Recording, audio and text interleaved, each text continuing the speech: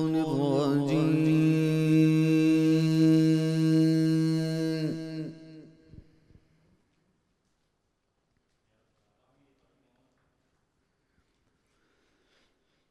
بسم الله الرحمن الرحيم.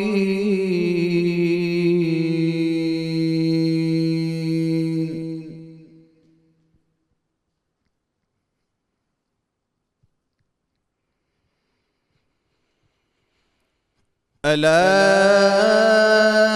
إن أولياء الله لا خوف عليهم ولا هم يحزنون.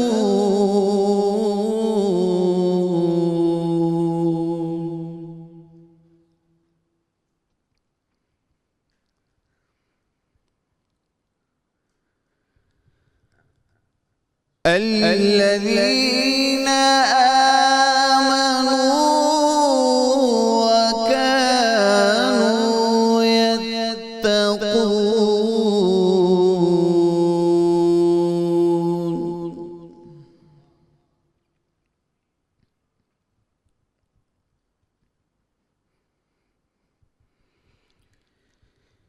لهم البشرى في الحياة الدنيا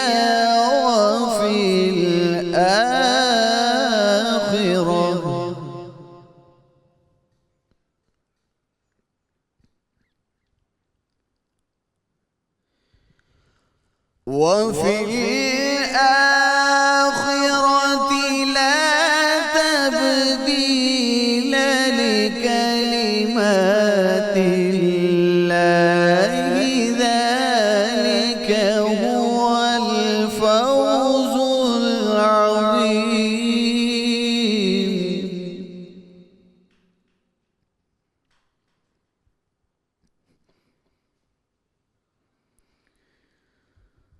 ولا يحزنك قولهم إن العزة لله جميعا.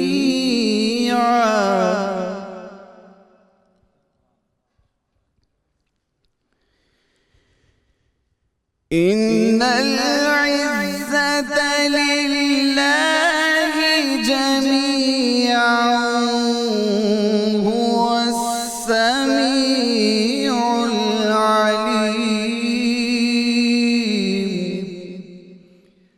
آمنت بالله صدق الله العظيم. بسم اللہ الرحمن الرحیم. السلام علیکم ناظرین. پروگرام رحمت رمضان کی سحر ٹرانسمیشن سے آپ کا میزبان نذیر احمد غازی سلام عرض کرتا ہے. ابھی آپ تلاوت قرآن حکیم قاری محمد ماجد نقشبندی صاحب سے سماعت فرما رہے تھے. ناظرین کرام، آج ہمارا موضوع جو ہے رمضان المبارک میں سلف صالحین اور اولیاء کرام کے معمولات کیا ہوتے تھے. قرآن حکیم میں اللہ تعالیٰ نے ارشاد فرما دیا، لَقَدْ كَانَ لَكُمْ فِي رَسُولِ اللَّهِ أُسْوَةٌ حَسَنَةٌ. بہترین ماڈل، بہترین نمونہ تمہارے لیے اللہ کے محبوب صلی اللہ علیہ وسلم کی ذات میں ہے. تم نے زندگی کا کوئی مرحلہ ہو، کوئی موقع ہو، کوئی مقام ہو، جب تم نے اکتساب فیض اور اکتساب علم حاصل کرنا ہے، رہنمائی حاصل کرنی ہے، تو اسی ذات پاک سے اکمل و کامل جو ہستی ہے اسی سے تم نے رہنمائی حاصل کرنی.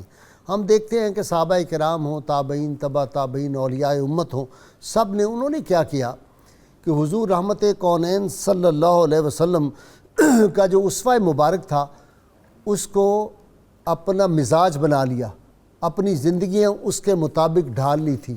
رحمت کونین صلی اللہ علیہ وسلم جب رمضان پاک قریب آتا تو آپ صلی اللہ علیہ وسلم اس کی اس طرح تیاری فرماتے تھے اور اپنے صحابہ کو بھی ترغیب دیتے تھے، ہدایت فرماتے تھے اور کمر کس لیتے تھے. اور اس ماہ مبارک میں اتنی زیادہ عبادت اور ریاضت آپ صلی اللہ علیہ وسلم فرماتے تھے، کبھی بستر پہ آپ نے جو تھے دراز نہیں ہوئے، مسلسل عبادت، ریاضت، اور آخری عشرہ جو تھا وہ آپ اعتکاف میں گزارتے. تو صحابہ کرام اور اولیاء امت نے بھی اسی معمول کو جو تھا وہ فالو کیا ہوا تھا۔ ہم ہر روز سورہ فاتحہ پڑھتے ہیں، اپنی جو نماز پڑھتے ہیں، ہر جو رکعت ہوتی ہے اس میں ہم سورہ فاتحہ کی الفاظ پڑھتے ہیں، اہدنا الصراط المستقیم صراط الذین انعمت علیہم۔ یہ جو انعمت علیہم ہے، اس میں یہ ساری ہستیاں آتی ہیں کہ ہمیں اللہ تعالیٰ سے ہم جو دعا کرتے ہیں کہ یا اللہ ہمیں اس راستے پر چلا جس پہ تیرے محبوب بندے جو تھے وہ چلے تھے۔ وہ کسی نے بڑی اچھی بات کہی تھی، کیا لوگ تھے جو راہ وفا سے گزر گئے، جی چاہتا ہے نقش قدم چومتے چلے۔ وہ ایسے انہوں نے روشن راہیں جو تھی وہ ہمارے لیے چھوڑی، اور ان کے معمولات کیا تھے ہم صحابہ کرام کی زندگیوں میں دیکھتے ہیں تو ہمیں نظر آتا ہے حضرت عبداللہ بن عمر رضی اللہ تعالیٰ عنہ، جلیل القدر صحابی، عاشق مصطفیٰ صلی اللہ علیہ وسلم، ان کا معمول مبارک یہ تھا کہ دسترخوان وسیع بچھا دیتے رمضان المبارک میں، اور اس وقت تک نہیں کھاتے تھے جب تک دسترخوان پہ سارے غربا اور دیگر لوگ جو ہیں وہ آ کے سارے بیٹھ نہ جائیں، کیونکہ رحمت کونین صلی اللہ علیہ وسلم کا وہ ارشاد پاک سنا ہوا تھا انہوں نے کہ 70 دروازے جو ہیں تکالیف کے، مصائب کے، آلام کے، وہ بند کر دیے جاتے ہیں۔ جو آدمی صدقہ کرتا ہے مصیبتیں اس سے دور ہو جاتی ہیں، 70 دروازے بند ہو جاتے ہیں مصیبتوں کے۔ اور جواد اعظم صلی اللہ علیہ وسلم جو تھے ان کا معمول مبارک کیا تھا کہ یوں تو وہ سخی کا دربار مسلسل کھلا رہتا تھا آپ صلی اللہ علیہ وسلم کا، لیکن جب رمضان پاک آتا تھا پھر کلزم سخاوت، پھر جواد اعظم جو تھے ان کی سخاوت دیکھنے والی ہوتی تھی، سب کچھ راہ خدا میں لوٹا دیا جاتا تھا، تقسیم کر دیا جاتا تھا۔ اور اسی طرح ہم دیگر صحابہ کرام، امام اعظم ابو حنیفہ رحمۃ اللہ علیہ کا کیا معمول مبارک تھا، رمضان پاک آتا تھا، عشاء کی نماز سے عشاء کے وضو سے فجر کی نماز جو تھے وہ ادا فرماتے تھے، اور ہر روز ایک قرآن حکیم جو تھا اس کو ختم فرماتے تھے۔ مجدد الافسانی رحمۃ اللہ علیہ کے بارے میں آتا ہے لمبی قرات آپ فرمایا کرتے تھے رمضان پاک کے دنوں میں۔ اور حضرت بائی بستامی کا واقعہ بہت دلچسپ ہے، آپ رمضان پاک کے فضائل بیان کر رہے تھے، اور اس دوران آپ نے بھوک کے فضائل جو تھے وہ خالی پیٹ ہونے کے فضائل بیان کرنے شروع کیے۔ تو ایک صاحب نے پوچھا کہ سر یہ بھوک کے بھی کوئی فضائل ہیں، بھوک کی بھی کوئی عظمت ہے؟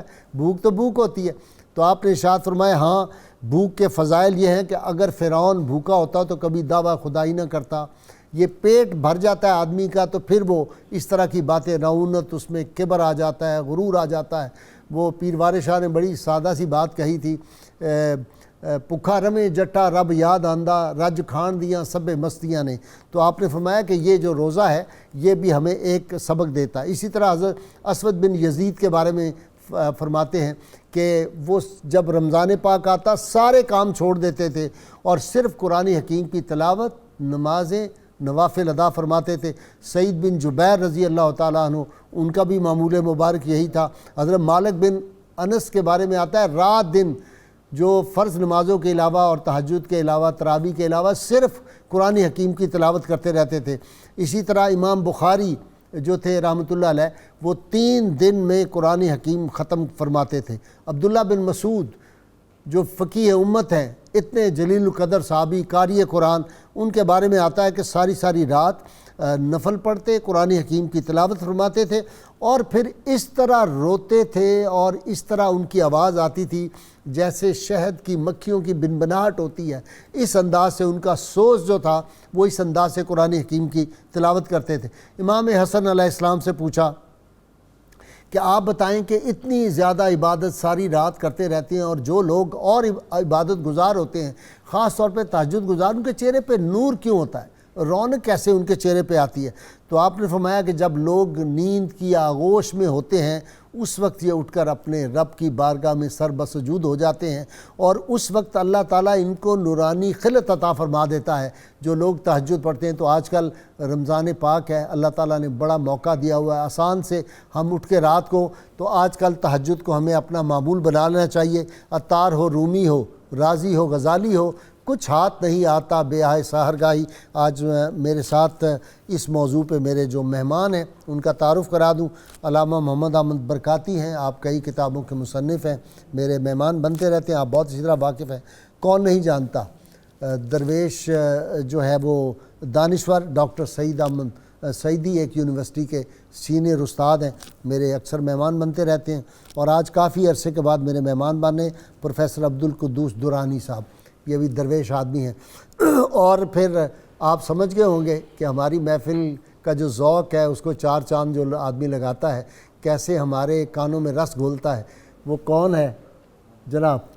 شیر میاں داد اور ان کے ہم نوا، خوش لباس آدمی ماشاءاللہ، خوش شکل اور خوش لباس دونوں سے کیا سنائیں گے؟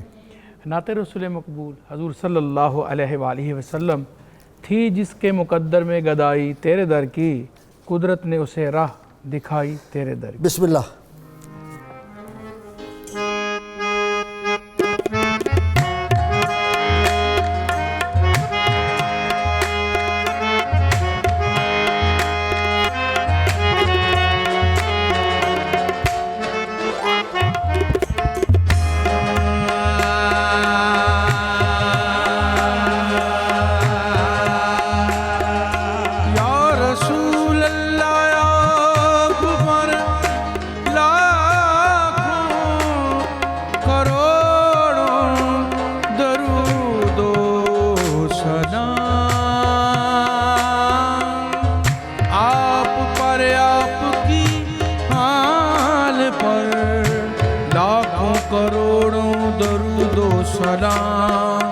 تھی جس کے مقدر میں، جس کے مقدر میں گدائی تیرے در کی، تھی جس کے مقدر میں گدائی تیرے در کی، تھی جس کے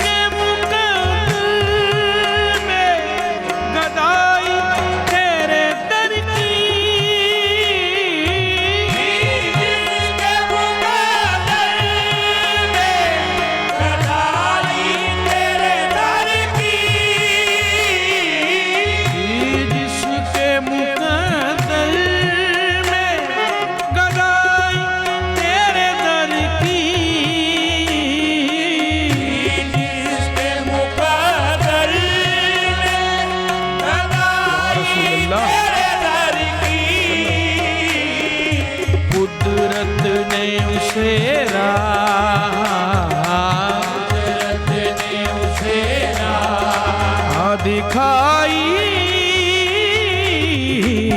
تیرے در کی، قدرت نے اسے راہ دکھائی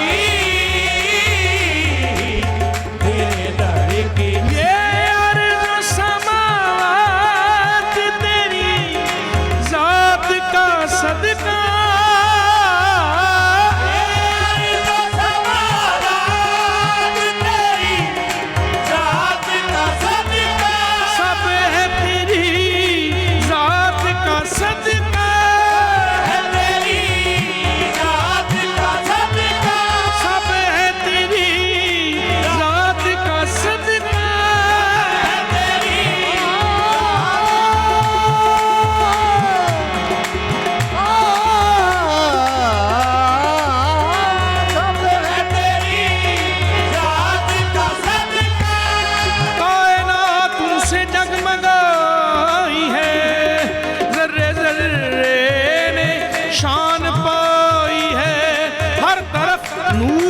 جلوہ گر ان کا روشن اس نور سے خدائی ہے، سب ہے تیری ذات کا صدقہ، سب ہے تیری ذات کا صدقہ۔ رحمت عام ہے زمانے میں، رحمتوں کا کوئی حساب نہیں، تیرے قربان جاؤں میں یا نبی، تیرا کون ہے نبی جواب نہیں، بس سب ہے تیری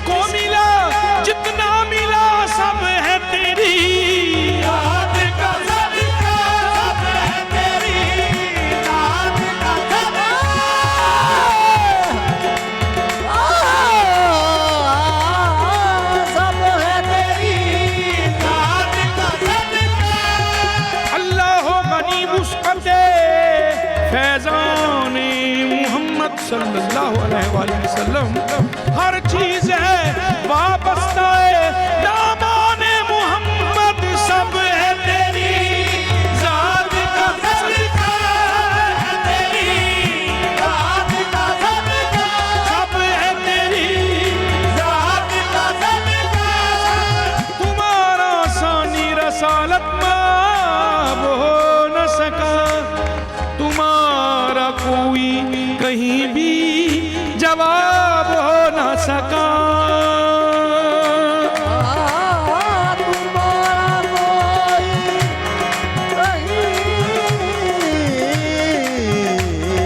جواب ہو نہ سکا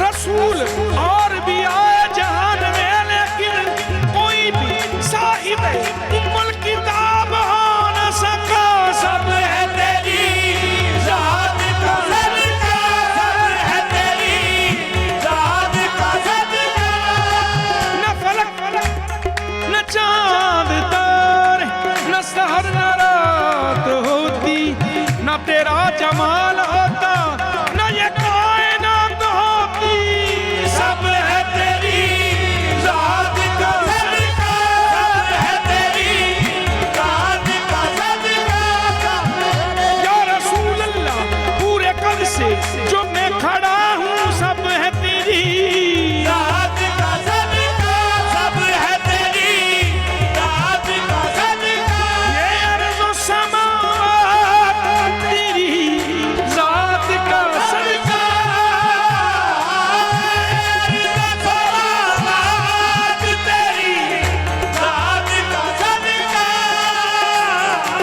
یہ عرض و سماوات تیری ذات کا صدقہ یہ عرض و سماوات تیری ذات کا صدقہ محتاج ہے یہ ساری محتاج ہے یہ ساری خدائی تیرے در کی محتاج ہے یہ ساری خدائی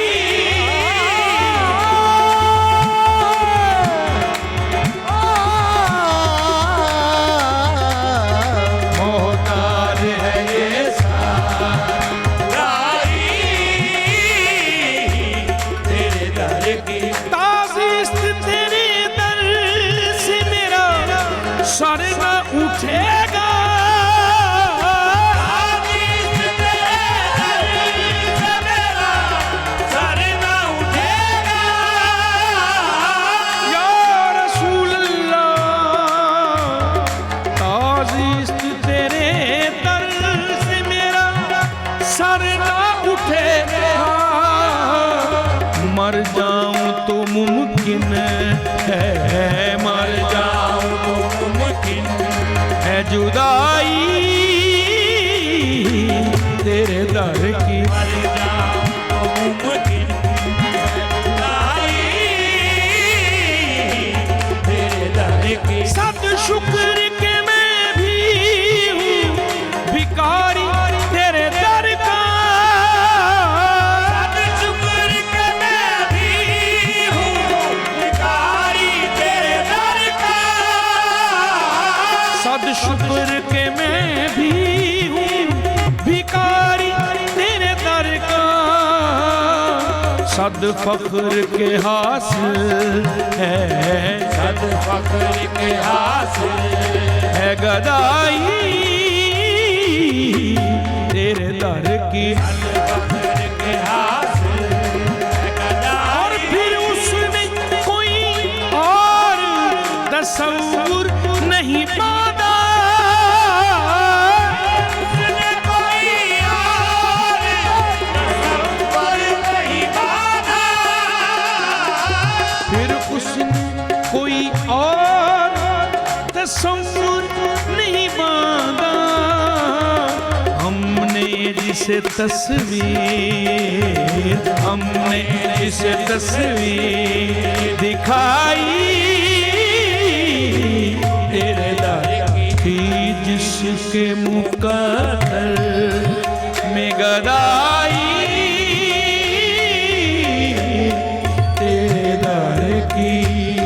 तेरे दर की, तेरे दर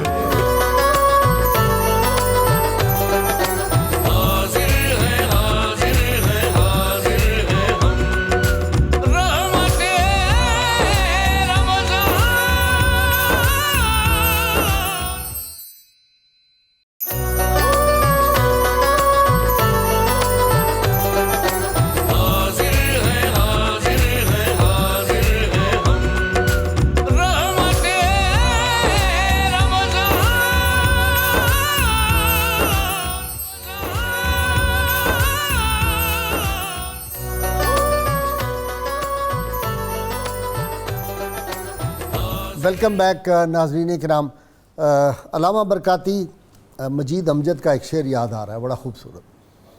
وہ کہتے ہیں کہ جن کے خون سے نکھر رہی ہیں یہ سرسبز ہمیشگیاں صادق جذبوں طیب رزقوں والے تھے. وہ لوگ تھے جن کو ہمیں حکم ہے کہ ان کے معمولات دیکھو اور ان کے معمولات کو فالو کرو. جی بسم اللہ الرحمن الرحیم.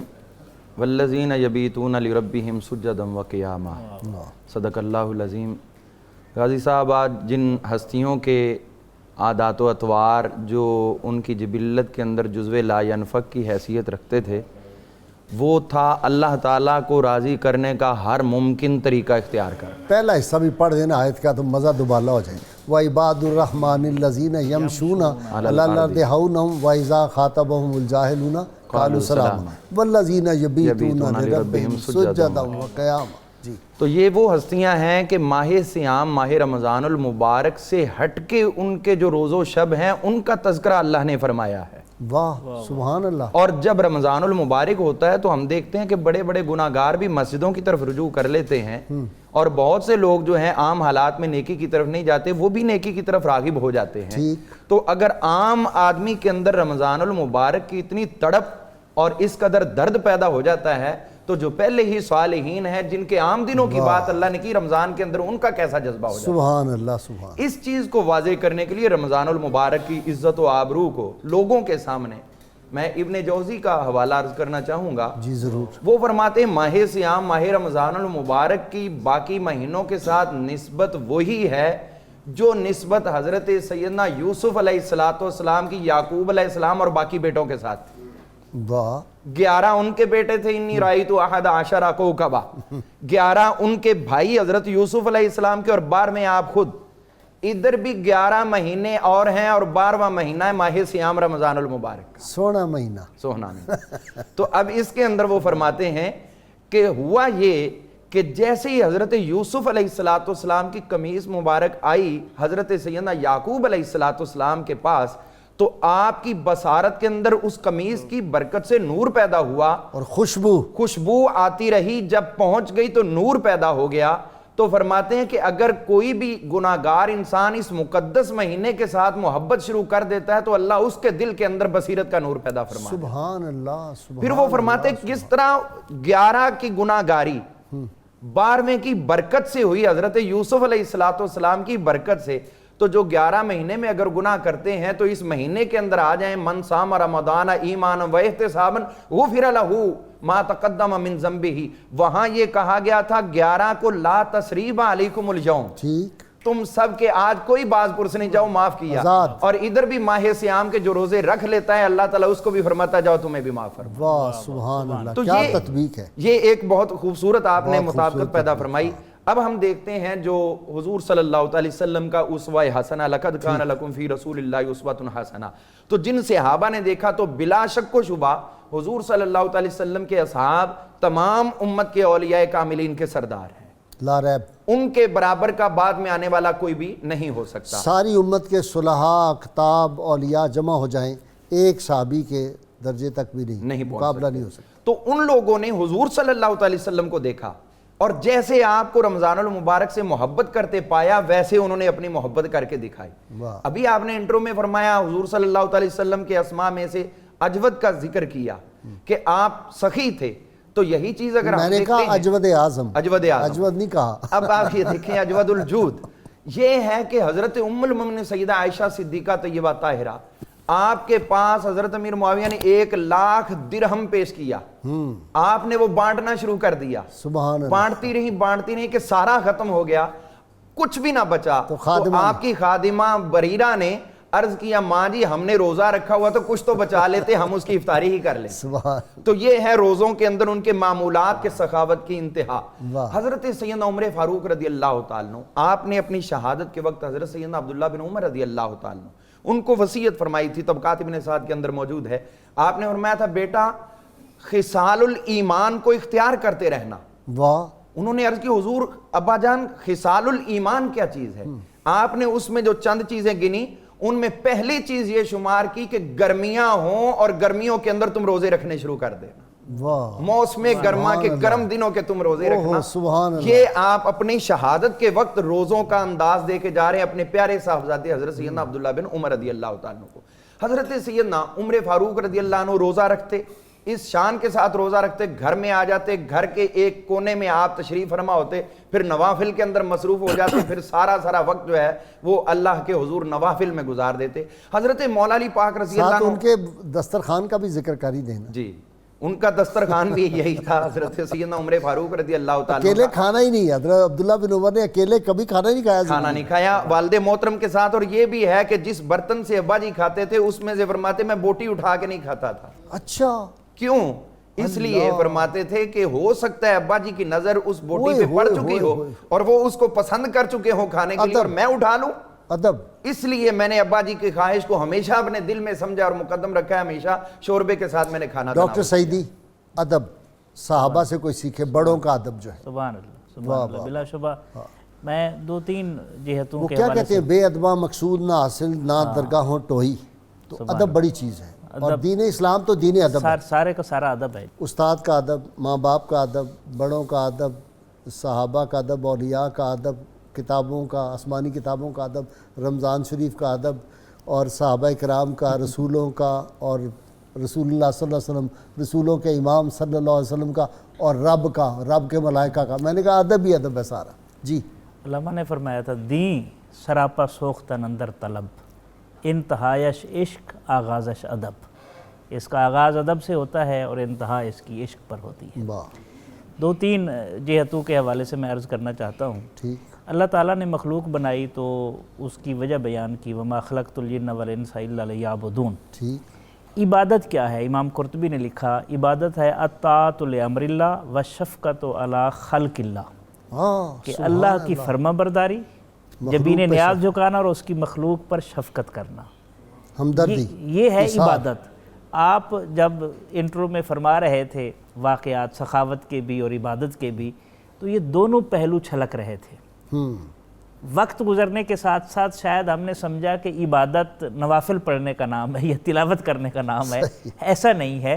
عبادت اللہ کی بارگاہ میں جب وقت آئے، بلاوا آئے، ادھر جبین نیاز جھکائی جائے اور جب مخلوق پریشان ہو تو اس کے اوپر شفقت کا ہاتھ رکھا جائے۔ واہ سبحان اللہ۔ اور جو عبادت ہے، عبادت کے حوالے سے بندگی کی شرائط امام قشیری رحمۃ اللہ علیہ نے بیان کی ہیں، چار ہیں۔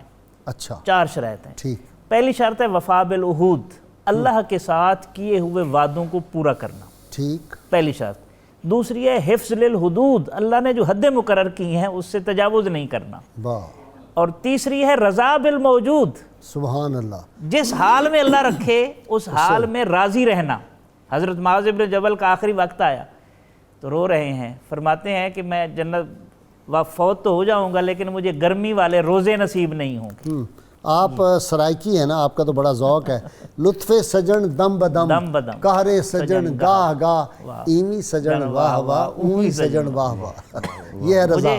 مجھے یاد آتا ہے حضرت خواجہ حسن بصری رحمۃ اللہ علیہ کی مسز کے پاس ان کی سہیلیاں آئیں پوچھنے کے لیے جناب حسن بصری حج کے لیے جا رہے ہیں تو کیا انتظام کر کے جا رہے ہیں؟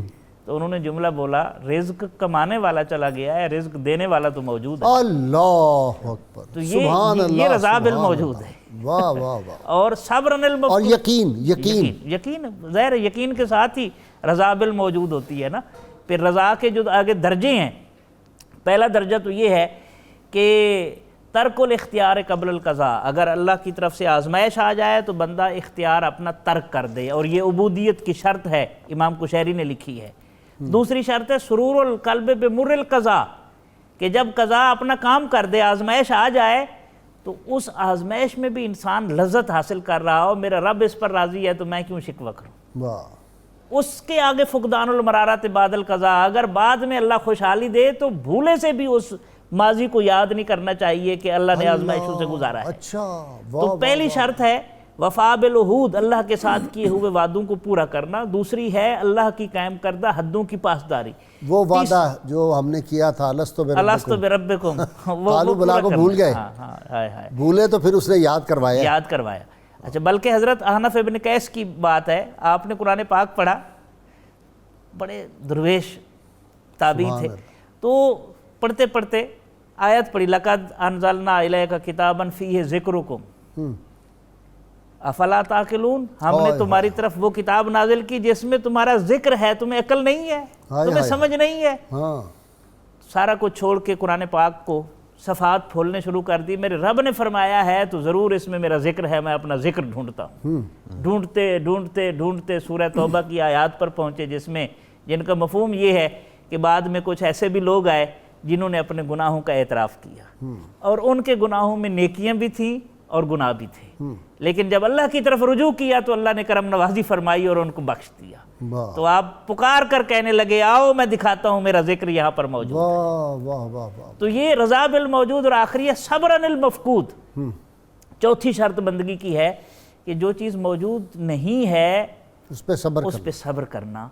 دیکھیں اگر ہماری کیفیت کیا ہے، ہماری جیب میں جو پڑے ہوئے سکے ہوتے ہیں، چاند کاغذ کے ٹکڑے ہوتے ہیں، ان پر ہمیں ایمان اور یقین ہوتا ہے، اور جیب خالی ہو تو جس نے وہ عطا کرنے ہیں اس کے اوپر ہمیں یقین نہیں ہوتا۔ واہ واہ، جی درانی صاحب آپ کی طرف آتا ہوں جناب، معمولات بسم اللہ الرحمن الرحیم۔ غازی صاحب، ہم جب اسلاف کی بات کرتے ہیں اور اولیاء امت اور صالحین کی بات کرتے ہیں، حقیقت میں ان کی زندگی میں ہمیں جو بھی رنگ نظر آتے ہیں وہ حضور نبی کریم علیہ الصلوۃ والسلام اور قرآن مجید کی دی گئی تعلیمات کا ایک پرتو اور عکس ہوتا ہے۔ ٹھیک، ہم قرآن مجید کو دیکھیں تو والذین آمنوا اشد حبا للہ، وہ لوگ جو ایمان لائے اللہ تعالیٰ سے شدید محبت کرتے ہیں۔ ٹھیک، اللہ تعالیٰ کی محبت کا رنگ اور حضور نبی کریم علیہ الصلوۃ والسلام کی اطاعت، ادب اور محبت کا جب رنگ چڑھتا ہے ان پر، پھر یہ وہ لوگ ہوتے ہیں کہ اللہ فرماتا ہے تتجافا جنوبہم عن المضاجع، کہ ان کے پہلو بستر سے جدا رہتے ہیں۔ وتبتل الیہ تبتیلا کا جو حکم ہے انہیں، وہ انہیں راتوں کو چین نہیں لینے دیتا اور دنیا سے رخ موڑ کر اپنے رب کی طرف متوجہ کیے رکھتا ہے۔ سب سے کٹ جاتے ہیں، سب سے کٹ کر وہ اپنے مالک کے ہو جاتے ہیں۔ اور ماہ رمضان تو وہ مہینہ ہے جب رحمت الہیہ خود بندوں سے کہتی ہے یا باغ الخیر اقبل، اے نیکی چاہنے والے اب آگے بڑھ کے آ، تو آجا، اب آگے بڑھ کے آ۔ وہ لوگ جو پہلے ہی اپنے رب کی خاطر سارے جہان سے کٹ کے رہنے والے تھے، انہیں جب یہ آواز آتی ہے کہ اے نیکی چاہنے والے آگے بڑھ، تو پھر ان کے ذوق اور محبت کا عالم کیا ہوتا ہوگا۔ واہ سبحان اللہ۔ یہی وجہ ہے کہ ہم جب صالحین کو، اولیاء اللہ کو اور اپنے اسلاف کو دیکھتے ہیں، ان کی زندگی تو پورا سال ہی اللہ تعالیٰ کی محبت اور اطاعت اور اس کی عبادت کے رنگ میں رنگی ہوتی تھی، مگر رمضان ان کے اس ذوق عبادت کو اور جلا دیتا تھا اور رنگ بخشتا تھا۔ جیسا کہ ہمارے آقا کریم علیہ السلام نے فرمایا کہ یہ وہ مہینہ ہے جس میں نفل کا درجہ فرضوں کا ہو جاتا ہے اور فرض 70 فرضوں تک بڑھا دیے جاتے ہیں، تو پھر اس طرح ان کے ذوق بھی 70 گنا باقی 11 مہینوں کے مقابل میں بڑھ جایا کرتے ہیں۔ ماہ رمضان تو بڑا اعلیٰ درجے کا ایک ذوق دینے والا مہینہ ہے۔ حضرت عبداللہ بن عمر رضی اللہ تعالیٰ عنہ سے مروی یہ بات ہے، آپ فرماتے ہیں کہ میں ایک سفر میں تھا، سخت گرمیوں کا مہینہ تھا، رمضان نہیں تھا۔ ایک جگہ پر ہم نے پڑاؤ ڈالا تو ہمیں ایک چرواہا نظر آیا، بکریاں چرانے والا، اور ہم نے اسے کھانے کے لیے کہا کہ بھی ہمارے پاس بیٹھو، تو اس نے کہا جی میں روزے سے ہوں۔ وہ کہتے ہم بڑے حیران رہ گئے کہ اتنی سخت گرمی، پہاڑی رستے، بکریوں کے پیچھے بھاگا دوڑا یہ شخص انسان ہے، اور یہ کہتا ہے کہ میں اس حال میں روزے کے اندر ہوں۔ ہم نے اس سے کہا کہ تم ایک بکری ہمیں بیچ دو، ہم اس کو ذبح کریں گے، ہمارے ساتھ بیٹھو، ہم کھانا کھاتے ہیں اکٹھے بیٹھ کر۔ اس نے کہا کہ نہیں، میں اپنے رب کی خاطر روزہ رکھ کے بیٹھا ہوں اور میں اس دعوت کی وجہ سے اپنے روزے کو نہیں توڑوں گا۔ انہوں نے کہا قضا کر لینا، کہا مجھے قضا کی ضمانت دے دیں کہ مجھے کل زندگی مل جائے گی، واہ واہ واہ، اگر مجھے ضمانت دے سکتے ہیں تو میں قضا کر لیتا ہوں اس کی۔ پھر انہوں نے کہا چلو ایک بکری ہمیں دے دو۔ اس نے کہا کہ یہ بکری میرے مالک کی ہے، بکری میری نہیں ہے، امانت ہے میرے پاس۔ انہوں نے کہا تم کہہ دینا کہ بھیڑیا کھا گیا ہے۔ جب یہ بولا تو وہ اٹھ کر کھڑا ہو گیا، کہنے لگا پھر وہ کہاں چلا گیا، پھر اللہ کہاں ہے؟ لیکن یہ تو انہوں نے آذرائے تفنن بھی کہا اور امتحان کے طور پہ بھی، امتحان کے طور اس کا جس کو کہتے ہیں ٹیسٹ کرنے کے لیے کہ وہ جو روزہ رکھ کے بیٹھا ہے تو اس کی دیانتداری کا عالم کیا ہے، اس کا یقین کتنا ہے، یقین کتنا کامل ہے۔ تو کہنے لگا پھر اللہ کہاں ہے، اللہ کہاں ہے؟ پھر آپ اس جملے پر اس قدر ذوق میں آئے عبداللہ بن عمر رضی اللہ تعالیٰ عنہ کہ آپ بھی کافی دیر تک اس جملے کی لذت میں کھوئے رہے کہ پھر رب کی ذات کہاں ہے اور رب کی ذات کہاں ہے۔ اچھا جی علامہ صاحب، ایک حدیث پاک میں نے یہ پڑھی کہ ایک کھجور کا جو دانہ ہے وہ جب رمضان شریف میں کسی کا روزہ کھلائے گا کرے گا تو یہ عمل اور اس کا ثواب بڑھتا رہے گا، احد پہاڑ جتنا ہو جائے گا۔ جی یہ اسی طرح ہے، بالکل کمال ہے، یہ تو پہاڑ کے برابر۔ حضور صلی اللہ تعالی وسلم کی ہی برکت سے آپ کے غلاموں کو یہ سارا فیض مل رہا ہے کہ ایک چھوٹی نیکی، بلکہ حضور صلی اللہ تعالی وسلم نے ایک اور حدیث میں اسی چیز کی وضاحت فرمائی ہے کہ ایک نیکی کی مثال اللہ کے ہاں تمہاری یہ ہے کہ جس طرح تم میں سے ایک چھوٹا بکری کا بچہ کوئی لے لے تو اس کی پرورش کرتا ہے اور پھر اس کو بڑھاتا رہتا ہے اور وہ بڑھتا چلا جاتا ہے، پھر اس کے بعد اس کے آگے سلسلہ شروع ہو جاتا ہے، تو فرمایا جیسے تمہاری ایک نیکی ہوتی تو اللہ تعالیٰ بھی اس نیکی کی اسی طرح پرورش فرماتا ہے، اور وہ نیکی بڑھتے بڑھتے بڑھتے بڑھتے تمہارے وہم و گمان سے بھی زیادہ تمہارے لیے اجر کا باعث بن جاتی ہے۔ ذکر جب کرتے ہو تو جنت میں ایک پودا لگ جاتا ہے، بالکل، اور وہ پھر جب ذکر کرتے رہتے ہیں اس کی آبیاری تو وہ بڑھتا رہتا ہے، بڑھتا رہے، پھر اس کے ساتھ پھل لگ جاتے ہیں، لیکن شروع تو کریں نیکی۔ پھر علامہ برکاتی جائے گا جا کے پھل کھائے گا۔ اللہ تعالیٰ نصیب فرمائے ہمیں بھی آپ کی زبان مبارک ہے۔ جی یہ سب کھائیں گے۔ رسول اللہ صلی اللہ علیہ وسلم کے غلام، میرا تو ایمان یہ ہے کہ وہاں نسبت اپنی غلامی کی اگر اخلاص کے ساتھ ہے تو پھر ان سے زیادہ تو کوئی وفا والا ہے ہی نہیں۔ ان سے وہ کیا ہے کہ اس قدر کون محبت کا صلہ دیتا ہے، اس کا بندہ ہوں جو بندے کو خدا دیتا ہے۔ سبحان اللہ، کیا بات ہے۔ تو ہم ذکر کر رہے ہیں ان مقدس ہستیوں کا جنہوں نے اپنے دن اور رات رمضان المبارک کی آمد پہ اس طرح گزارے ہیں کہ آج ان کا ذکر بطور ایک رول ماڈل کے ہم کر کے اپنے لوگوں کو سمجھا رہے ہیں کہ بھی یہ کام کرنے چاہیے۔ ہمارے اکابرین کا، اسلاف کا یہی طریقہ تھا۔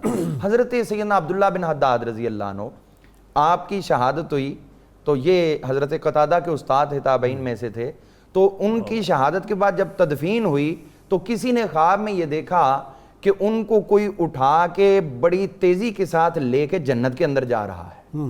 تو انہوں نے خواب میں پوچھا بھی یہ کیا مسئلہ ہے، کس طرح لے جایا جا رہا ہے؟ تو انہوں نے کہا کہ اس کی وجہ یہ ہے کہ یہ تہجد کے پابند تھے اور روزوں کی انتہائی پابندی فرمایا کرتے تھے۔ سبحان اللہ۔ پھر انہوں نے دیکھا کہ ان کی قبر انور سے خوشبوؤں کے حلے اٹھتے ہیں، بہت زیادہ خوشبو آتی ہے۔ تو عرض کیا کہ یہ خوشبو کی کیا وجہ ہے؟ انہوں نے کہا رمضان المبارک کے روزوں سے محبت تھی اور روزوں کے دوران قرآن پاک کی تلاوت کرنا ان کا معمول تھا۔ تو یہ قرآن پاک کی تلاوت جو ہے یہ رمضان المبارک کا حسن ہے، اور حضور صلی اللہ علیہ وسلم نے جو ارشاد فرمایا القرآن والصیام ہما یشفعان، قرآن پاک بھی اور رمضان المبارک بھی، یہ دونوں اپنے سے محبت کرنے والے کی شفاعت کریں گے۔ قرآن پڑھنے والے کی اور رمضان المبارک اپنے روزے رکھنے والے کی اللہ کے حضور شفاعت کرے گا اور وہ شفاعت قبول کی جائے گی۔ حضور صلی اللہ علیہ وسلم کی امت کے تابعین میں سے اگر ہم غور کرتے ہیں تو حضرت سیدنا ابراہیم النخعی رضی اللہ عنہ، ان کا یہ معمول تھا کہ آپ یوں کرتے کہ پورا مہینہ پہلے 20 دن خصوصی اہتمام رکھتے اور جب آخری 10 دن آتے تو ہر روز عشاء کی نماز کے بعد غسل فرماتے۔ حضرت سیدنا ابو قلابہ رضی اللہ عنہ، ان کا بھی معمول یہی رہا۔ حضرت سیدنا ثابت البنانی رضی اللہ عنہ آخری 10 دنوں میں آپ غسل فرماتے، اور 1000 درہم کا ایک خصوصی حلہ خوبصورت خریدا ہوا تھا، پوشاک خریدی تھی، وہ آپ زیب تن فرماتے۔ کیوں حضرت یہ کیوں کر رہے ہو؟ انہوں نے کہا ہمیں کیا پتا کون سی رات شب قدر بن جائے اور ہم اس کی خوشیاں منانے کے لیے پہلے تیار۔ واہ جی، خوشیاں منائیں گی۔ اچھا عبادت بھی بہت سمجھ کے نہیں کرنی، اس سے علامہ صاحب جو بات کر رہے ہیں اس سے یہ پتہ چلتا ہے عبادت تو ہے ہی ذوق نا۔ واہ، تو اگر لذت مل جائے، متائے بے بہا ہے درد و سوز آرزو مندی، مقام بندگی دے کر نہ لوں شان خدا بندی، اس کی تو لذت ہی اور ہے۔ میں ایک قرآن پاک کا جو تعلق ہے ہمارے اسلاف جتنی قرآن پاک سے محبت کرتے تھے رمضان میں دو عالم سے کرتی ہے بیگانہ دل کو عجب چیز ہے لذت آشنائی. اچھا یہ لذت مل جائے نا, آپ نے بات چھیڑ دی ہے, وہ تغرل تھا نا, جلال جبروت, تو اس کا ابو منصور ایک اس کا وزیر تھا, تو ایک دن اس نے اس کو پیغام بھیجا بلانے کے لیے, تو وہ اس نماز پڑھ رہا تھا, اس نے کہا چلیں ٹھیک ہے میں نماز پڑھ کے آتا ہوں. وہ قاصد واپس آیا تو جو حاسدین تھے انہوں نے بھڑکا دیا, نمک حرام آپ نے عزت دی, اب آپ انتظار کریں گے اس نالائق کا. اچھا وہ جب واپس آیا وہ ابو منصور تو یہ بھڑکا ہوا تھا تغرل, تو جب دیکھا تیور دیکھے تو انہوں نے کہا تجھے پتہ نہیں تھا میں نے تجھے بلایا ہے, میں نے تجھے عزت دی ہے, ایک سانس میں جو سنا سکتا تھا سنایا. تو اس نے کہا ابو منصور نے بادشاہ سلامت, پہلے میں اپنے رب کا بندہ ہوں بعد میں آپ کا ملازم ہوں, میں رب کی بندگی کر رہا تھا ادھر سے فارغ ہوا ہوں تو آپ کے پاس آ گیا. اقبال نے لکھا ہے اس کو, کرم تیرا کہ بے جوہر نہیں میں, غلام سنجر و تغرل نہیں میں, جہاں بینی میری فطرت ہے لیکن کسی جمشید کا ساغر نہیں میں. اس کی تو لذت ہی اور ہے نا. حضرت کالر ہیں ڈاکٹر صاحب. جی السلام علیکم. السلام علیکم. جی قاسم صاحب فرمائیں. حضور اکاڑا شہر تو عرض کر رہے ہیں. میرا سوال حضرت یہ ہے, کیا اولیاء اللہ رضوان اللہ علیہ مجمعین والی آیت مبارکہ سارے مومنین کو اللہ پاک کا دوست بننے کی دعوت دیتی ہے؟ ٹھیک ہے جی, ٹھیک ہے. نیکسٹ جی ظفر صاحب. السلام علیکم سر. جی سر میں روزے بھی سارے رکھتا ہوں, نماز بھی رکھتا ہوں, کوئی میرے پاس ایسی کٹن چل رہی ہیں, اس کا کوئی حل بتائیں گے سر؟ کس چیز کی کٹنگ؟ ہیلو کٹن. اچھا ٹھیک ہے, حالات کٹن. ٹھیک ہے. نیکسٹ جی اشفاق صاحب. جی السلام سر. جی فرمائیں. اشفاق بول رہا ہوں لاہور سے. جی فرمائیں. جی سب سے پہلے جی آپ کو یہ آپ مہمان گرامی جو آئے ہوئے ہیں ان کو سب کو میری طرف سے سلام. جی وعلیکم السلام ورحمۃ اللہ. اچھا سر میرا سوال یہ ہے کہ پورا سال کچھ لوگ تجارت کرتے ہیں اور ناجائز منافع خوری ہوتی رہتی ہے ان کی, تو جب رمضان کا مہینہ آتا ہے تو بڑی بڑی افطاریاں لگا لیتے ہیں, اور بڑے بڑے لوگوں کو بلاتے ہیں, غربا کو نہیں پوچھتے, ان کے لیے کیا حکم ہے؟ ٹھیک ہے جی. Thank you. جی علامہ صاحب پہلے آپ کا اس کا جواب دے دیں, بلکہ ڈاکٹر آپ سے ہی پوچھتا ہوں. وہ کہہ رہے ہیں کہ اللہ انا اولیاء اللہ لا خوف علیہم ولا هم یحزنون. وہ کہتے ہیں کہ اللہ تعالیٰ سب کو کہہ رہا ہے کہ آؤ میرے ولی بن جاؤ, تو وہ تو ہر لمحے کہہ رہا ہے. جی وہ تو اس کی طرف سے تو دعوت ہے, لیکن جو لوگ آج کے دور میں ولی بنتے ہیں وہ شارٹ کٹ ڈھونڈتے ہیں نا, وہ ایسا ہے نہیں. اس کے لیے 2 شرطیں رکھی ہیں, الا ان اولیاء اللہ لا خوف علیہم ولا هم یحزنون الذین آمنوا وکانوا یتقون. ایمان کے بعد زندگی کا ایک ایک لمحہ جو ہے وہ تقوی کی نظر ہو, پھر ولایت کا درجہ. اور پھر اس میں بھی تقوی کیا ہے کہ حسن اجتناب اور حسن انتخاب جب دونوں انتہا کو پہنچتے ہیں تو یہ تقوی کہلاتا ہے. ہاں جی اپنا ڈاکٹر صاحب قدوسی صاحب, اپنا عبد القدوس صاحب, کٹھن حالات ہیں, وہ کہتے ہیں مشکل حالات ہیں, کیا کرنا چاہیے ان سے نکلنے کے لیے؟ اصل میں یہ جو کٹھن حالات ہیں یہی ہماری بندگی کی ایک پرکھ بھی ہے اور ہمارے لیے ایک آزمائش بھی ہے. بندے کو چاہیے کہ وہ جب حالات اس طرح کے ہوتے ہیں تو اس کا رجوع اپنے رب کی جانب بڑھ جانا چاہیے, اور مشکلات کے کٹنے کا انتظار کرنا بذات خود اللہ تعالیٰ کی ایک عبادت ہوا کرتی ہے. إِنَّ مَعَ الْعُسْرِ يُسْرًا. بے شک تنگیوں کے بعد آسانی ہے, یہ ہمارے رب کا وعدہ ہے. ٹھیک ہے اللہ تعالیٰ یقیناً جی علامہ صاحب کہہ رہے ہیں کہ ناجائز منافع خوری لوگ کرتے ہیں سارا سال اور رمضان میں آ کے سخاوت شروع کر دیتے ہیں. یہ اصل چیز جو ہے نا جی, حضور صلی اللہ علیہ وسلم نے جو فرمایا الخلق عیال اللہ, ساری مخلوق اللہ کا کنبہ ہے. تو جو اللہ کے کنبے کو تنگ کرے پھر اس کے بعد وہ کہے کہ میں اس کو راضی کرنا چاہتا ہوں, تو یہ تو ناممکن چیز ہے. منافع رکھیں تجارت میں, جائز حد تک رکھیں جو بوجھ نہ بنے, لیکن ایسا منافع اللہ کے ہاں بھی منافع شمار نہیں ہوتا جو دوسروں کو تنگ کر کے ان کی جیب سے ڈاکہ ڈال کر اس کے بعد اس میں سے کچھ آپ اللہ کی راہ میں خرچ کریں.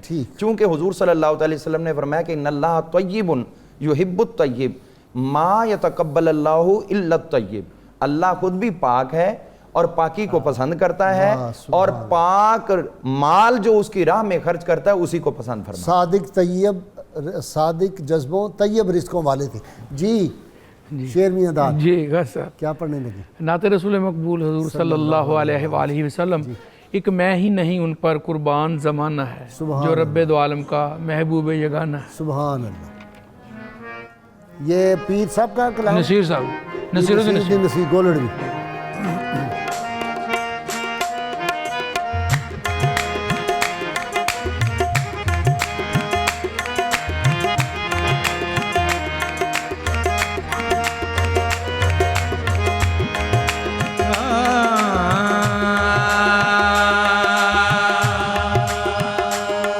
سیرت سی کے اغیار کلمہ پڑھے، صورت ایسی کہ یوسف غلامی کرے، پاؤں ایسے کہ جبریل چوما کرے.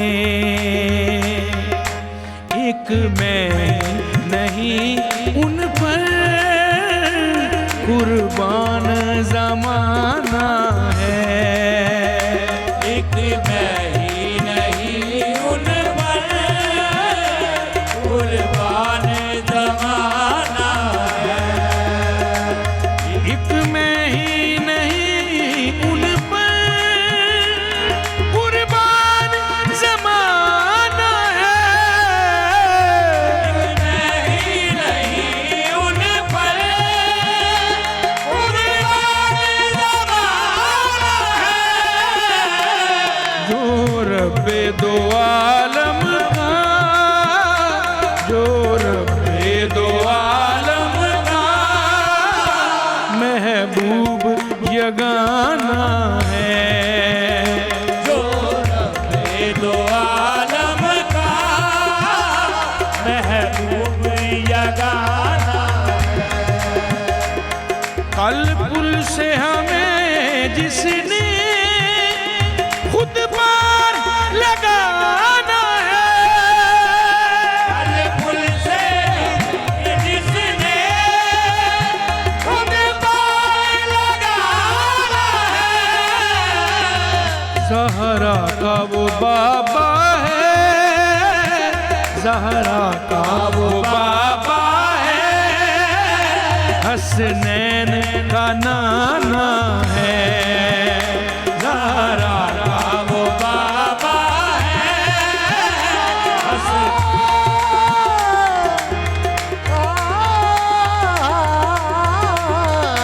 زہرا کا وہ بابا ہے، حسنین کا نانا ہے. آؤ درے زہرا پر پھیلا ہوئے دامن، آؤ درے زہرا پر پھیلا ہوئے دامن. ہے نسل کریموں کی، ہے نسل کریموں کی، لجپال گھرانہ ہے، نسل کریموں کی، لجپال گھرانہ. کملی والے کا لجپال گھرانہ، کالی کملی والے کا لجپال گھرانہ، کالی کملی والے کا لجپال گھرانہ، کالی کملی والے کا لجپال گھرانہ، کالی کملی والے کا لجپال. اللہ اللہ نبی کا گھرانہ، ان کے در کا زمانہ گدا ہے، اس میں حسنین ہے فاطمہ ہے، اس گھرانے میں مشکل کشا ہے، لجپال گھرانہ، کالی کملی والے کا لجپال گھرانہ، کالی کملی والے کا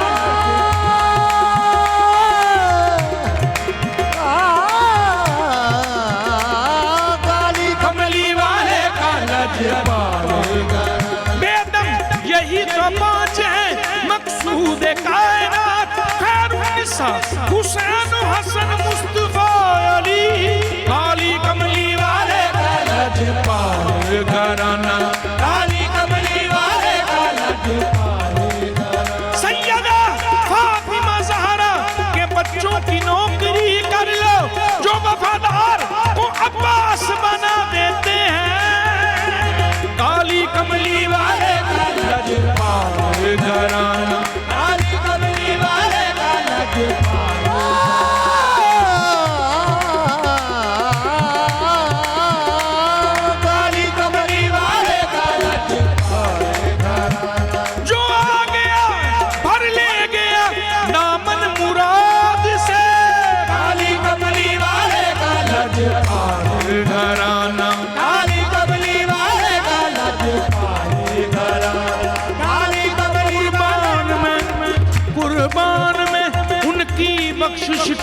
मकसद भी जुबां पर आया नहीं, बिन मांगे दिया और इतना दिया दामन में हमारे समाया नहीं। काली कमली वाले का लजपाल घराना, काली कमली वाले का लजपाल घराना। इज्जत से ही मर जाए हम नाम मुहम्मद पर,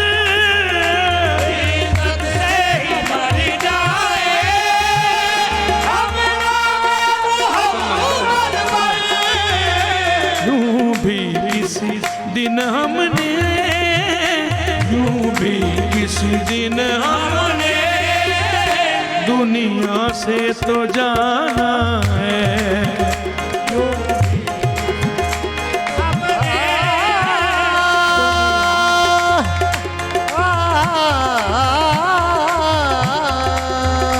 यूं भी किसी दिन हमने दुनिया से तो जाना।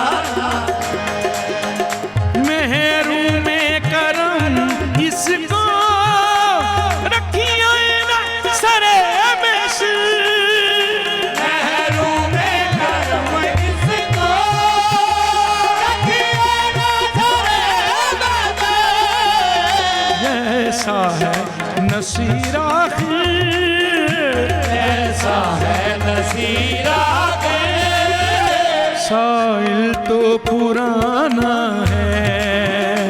ऐसा है नसीर आखिर, साइल तो पुराना है। आओ दरे ज़हरा पर फैलाए हुए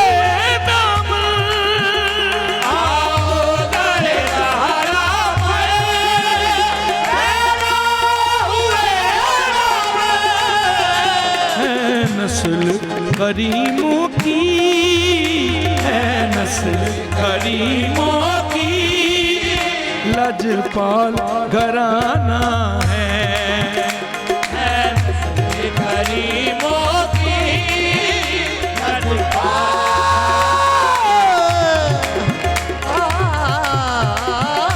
है, नस्ल करीमों की लजपाल नस्ल करीमों की लजपाल घराना है। मुझ पे रहमत हुई मेरे रब की बड़ी, मेहरबान हो गया कमली वाला नबी। इस घराने का जब से मैं नौकर हुआ, सबसे अच्छी मेरी नौकरी आ गई है। नस्ल करीमों की लजपाल घराना। एक मैं नहीं उन पर कुर्बान ज़माना है।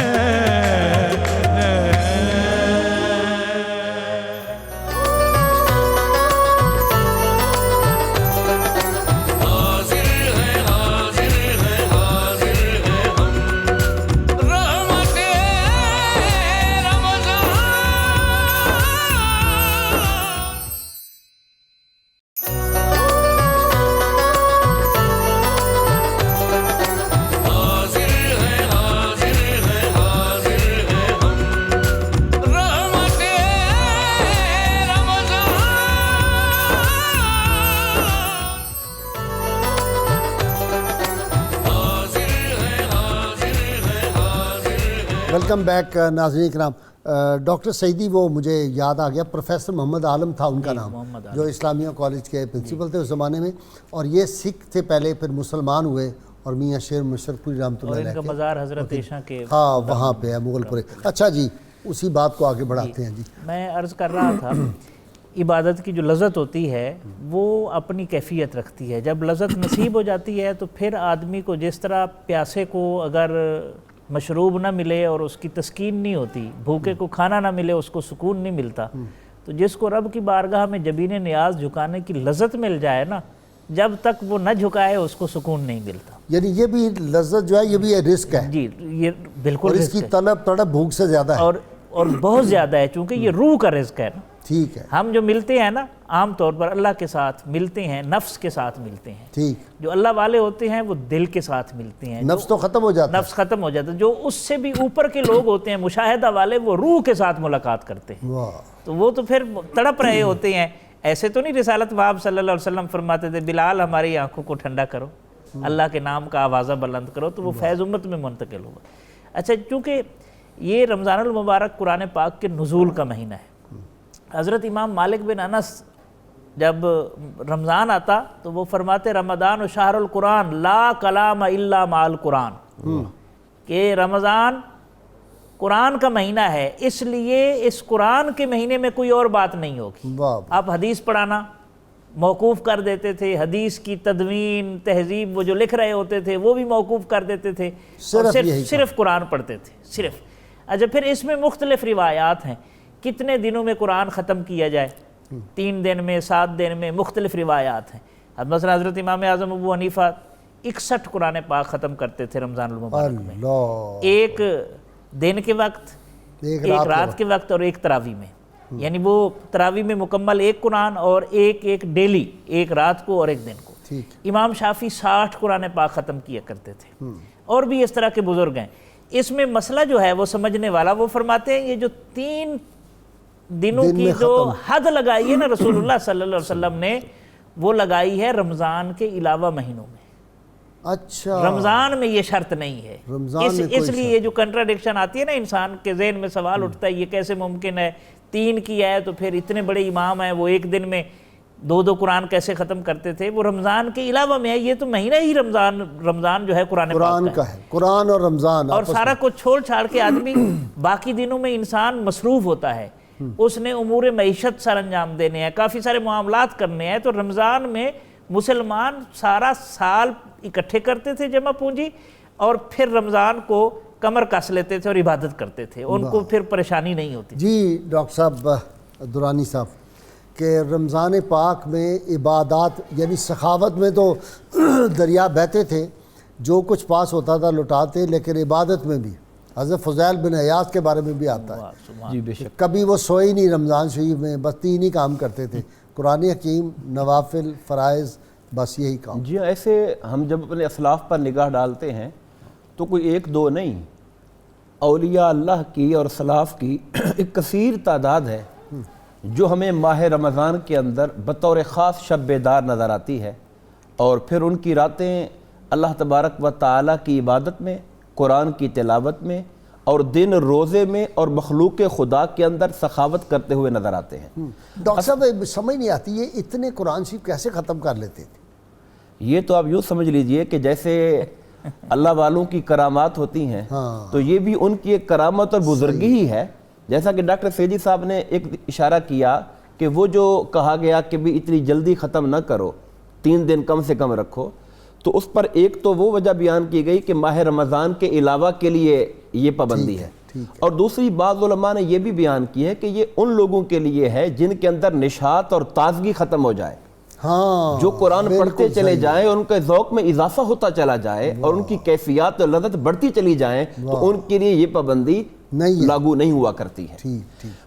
ہمارے جو اسلاف ہیں، ہم ان کی زندگی میں دیکھتے ہیں تو وہ عبادت اس کو سمجھتے تھے کہ اللہ کا بھی حق ادا کیا جائے اور اللہ کے بندوں کا بھی حق ادا کیا جائے.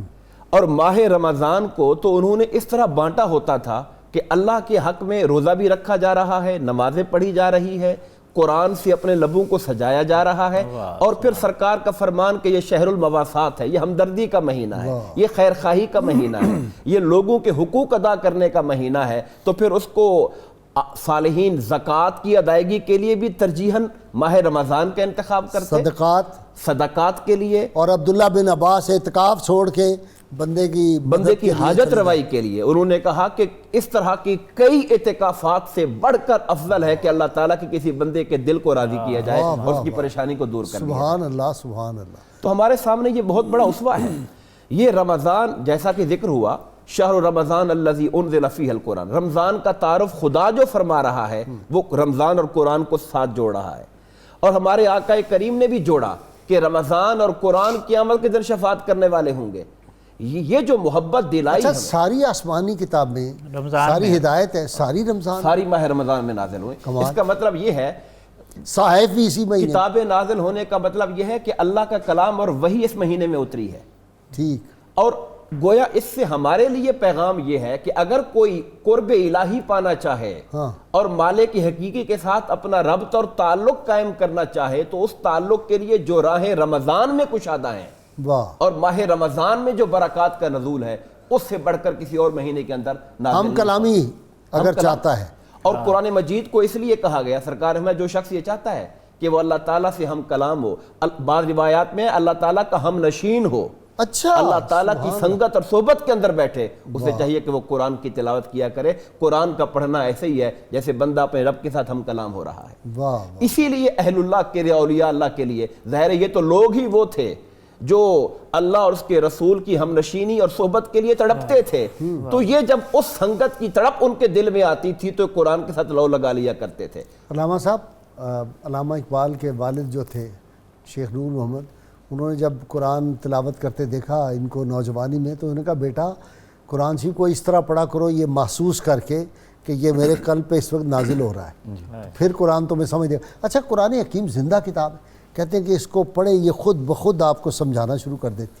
جی یہ قرآن مجید کا اعجاز ہے. رب کائنات نے خود ارشاد فرمایا ہے وَلَقَدْ يَسَّرْنَا الْقُرْآنَ لِلذِّكْرِ فَهَلْ مِن مُدَّكِرٍ، ہم نے ذکر کے لیے اس کو آسان کر دیا ہے کوئی اس سے ذکر کا فائدہ اٹھانے والا؟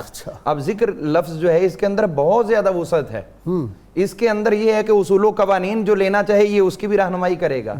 انداز زندگی کے لیے جو اللہ تعالیٰ کا قرب پانے کے لیے، اپنی روحانیت کے لیے، اپنے تمام معاملات کے لیے، ایون کہ اپنے علاج معالجہ بیماریوں کے دور کرنے کے لیے بھی یہ ہر انداز میں اپنے سے محبت کرنے والے کو عطا کرتا، اس کا دامن خالی نہیں رہنے. قرآن شفا ہے. جی بالکل اسی طرح ہی ہے. اور جو رب کائنات نے خود ارشاد فرمایا وَنُنَزِّلُ مِنَ الْقُرْآنِ مَا هُوَ شِفَاءٌ وَرَحْمَةٌ لِّلْمُؤْمِنِينَ. تو اس میں ہم یہ عرض کرنا چاہتے ہیں، حضرت سیدنا حضور داتا گنج بخش علی حجویری رحمۃ اللہ تعالی علیہ، آپ نے ارشاد فرمایا، حضرت سہل بن عبداللہ تستری رحمۃ اللہ تعالی علیہ آپ فرماتے ہیں کہ یہ وہ ہستی ہیں جن کی ولادت بھی روزے سے ہوئی اور جن کا وصال بھی روزے سے ہوا. اللہ. تو کسی نے پوچھا کہ حضرت یہ کیسے؟ فرمایا جب یہ پیدا ہوئے تھے تو ماہ سیام تھا، رمضان المبارک تھا، اور انہوں نے اپنی والدہ کا دودھ نہیں پیا، اور جب ان کا وصال ہوا ہے تو تب بھی آپ روزے کے ساتھ تھے، روزے کی حالت میں آپ کا وصال ہوا ہے. سیدنا عبدالقادر غوث جیلانی پاک رضی اللہ عنہ کا بھی یہی. تو یہاں پر حضرت سہل بن عبداللہ تستری رحمۃ اللہ تعالی علیہ آپ کا معمول یہ تھا کہ ماہ سیام رمضان المبارک کے اندر آپ 400 رکعت نماز نفل دن میں ادا فرمایا کرتے تھے. اللہ. دن میں، رات میں الگ سے. تو اگر حضرت سیدنا امام زین العابدین علیہ السلام کو دیکھیے تو آپ کا تو معمول 1000 رکعت نماز نفل کا رہا ہے.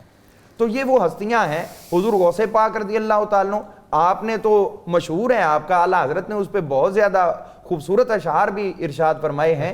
جو آپ جنگلوں کے اندر رہتے تھے، رمضان تو رمضان ہے، عام دنوں کے اندر بھی جو ہے آپ بھوک کے ساتھ رہتے اور کہتے ایک وہ وقت بھی آیا جب اتنا طویل وقت گزرا، میں نے کھایا بھی نہیں، میں نے پیا بھی نہیں. خود رب کائنات کی طرف سے مجھے الہام کیا گیا، رب نے فرمایا عبدالقادر تجھے میری قسم اب تو کھا لو، اب تو کھا لو. یہ بھوک جو ہے یہ انسان کو، ابھی آپ نے انٹرو میں فرمایا تھا وہ کہ اگر فرعون کا پیٹ بھرا ہوتا، تو میں نے یہ پڑھا ہے ایک بزرگ کا فرمان، وہ کہتے ہیں کہ اگر یزید بھی خالی پیٹ ہوتا، بھوکا ہوتا، تو کبھی بھی امام حسین پاک کے مقابلے میں نہ آتا. یار کیا بات آپ نے سنا دی. تو یہ اس طرح ہے جو آدمی خالی پیٹ ہوگا وہ کبھی بھی اللہ کے ساتھ بغاوت نہیں کرے گا. صحیح ہے. کسی اور کے ساتھ کرے سو کرے، لیکن رب کے ساتھ کبھی نہیں کر سکتا. ہمیشہ بھرا پیٹ جو ہے وہ اللہ کا. اور آپ بھی دیکھ لیں جو لوگ آتے ہیں دین کے اوپر جو تمسخر اڑاتے ہیں، انگشت نمائی کرتے ہیں، یہ وہی لوگ ہیں جن کے پیٹ بھرے ہوئے ہیں اور جیسے ہی خالی ہو تو سب سے پہلے خود اللہ ہی یاد آتا ہے. جی اچھا اس حوالے سے میں ایک اور پہلو کی طرف،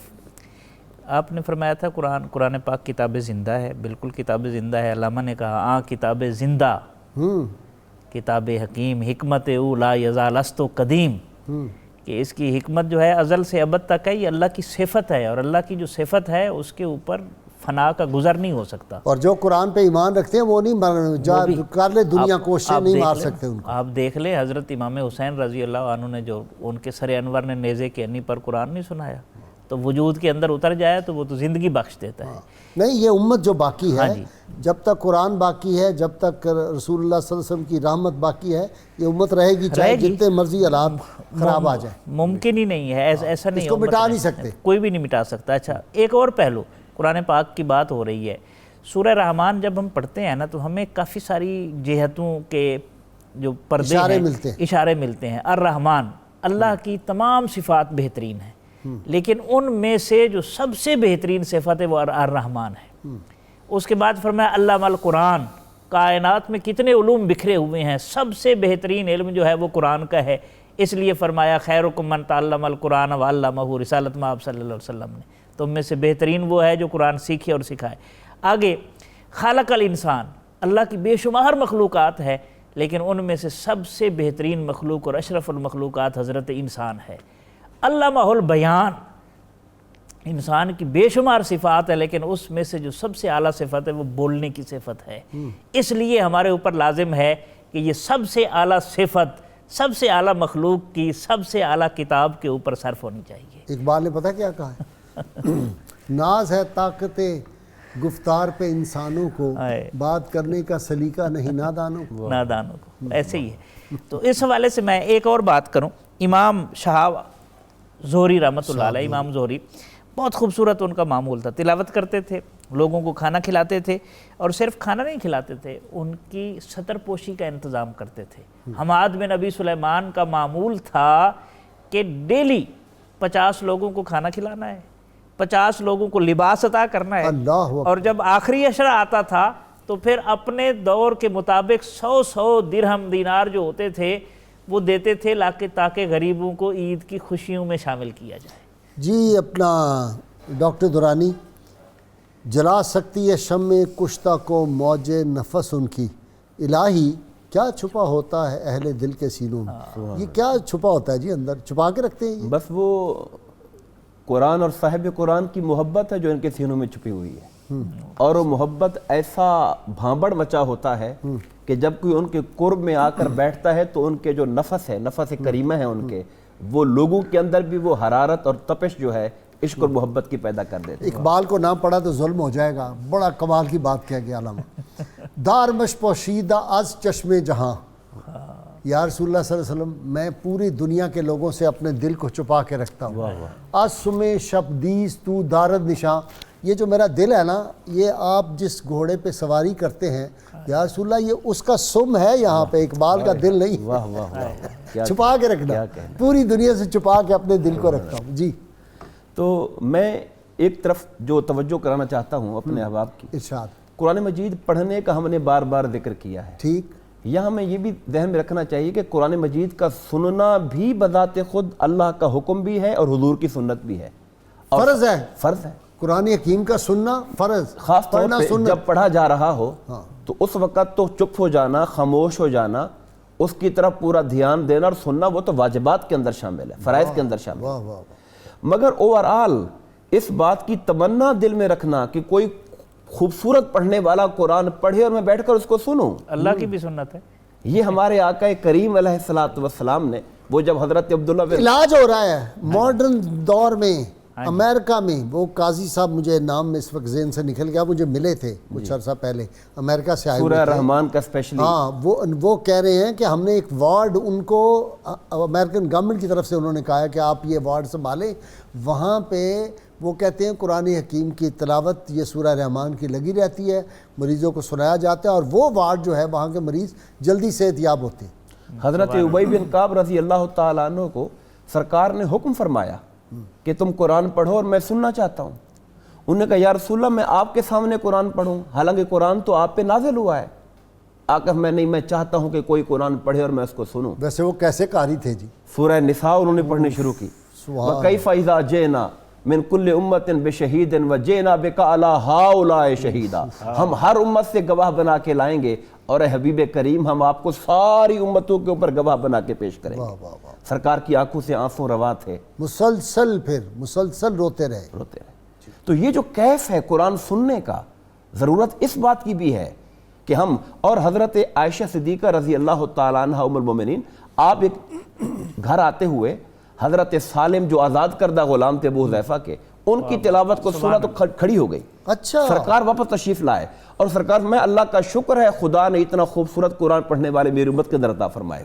سبحان اللہ. تو قرآن کا خوبصورتی سے پڑھنا. عبداللہ بن مسعود کو بھی کہتے تھے عبداللہ بن مسعود قرآن شریف پڑھو ہمارے دل کو سکون پہنچاؤ. حضرت ابو موسیٰ اشعری ہاں انہوں بھی فرمایا. تو ہمارے ہاں یہ جو ذوق ہے اس کو بھی پروموٹ کرنے کی ضرورت ہے کہ ہم خود تو پڑھتے ہی پڑھتے ہیں، اس کے ساتھ ساتھ ہم اچھی اور خوبصورت آواز میں سننے کا بھی ذوق پیدا کریں. اور یہاں ایک بات جو بطور خاص ہے وہ یہ ہے، ہمارے یہاں بعض لوگ غلطی یہ کرتے ہیں کہ کیسٹوں پہ بلند آواز میں لگا دیا اپنی دکان پر یا اپنے گھر کے اوپر، اور پھر وہ جو اہتمام ہے کہ جب قرآن پڑھا جائے تو غور سے سنو، وہ غور سے سننے کا فقدان ہو جاتا ہے. تو پھر بندہ بجائے برکات کے حصول کے گناہگار ہو جاتا ہے، گناہگار ہو جاتا ہے اور محرومی کا شکار ہو جاتا ہے. صحیح. جب قرآن کریم کی تلاوت لگانی ہے تو پھر وہ کیا ہے، وَاسْتَمِعُوا لَهُ اذا قرئ القرآن فاستمعوا له وانصتوا. جب پڑھا جائے قرآن تو غور سے سنو اور چپ ہو جایا کرو.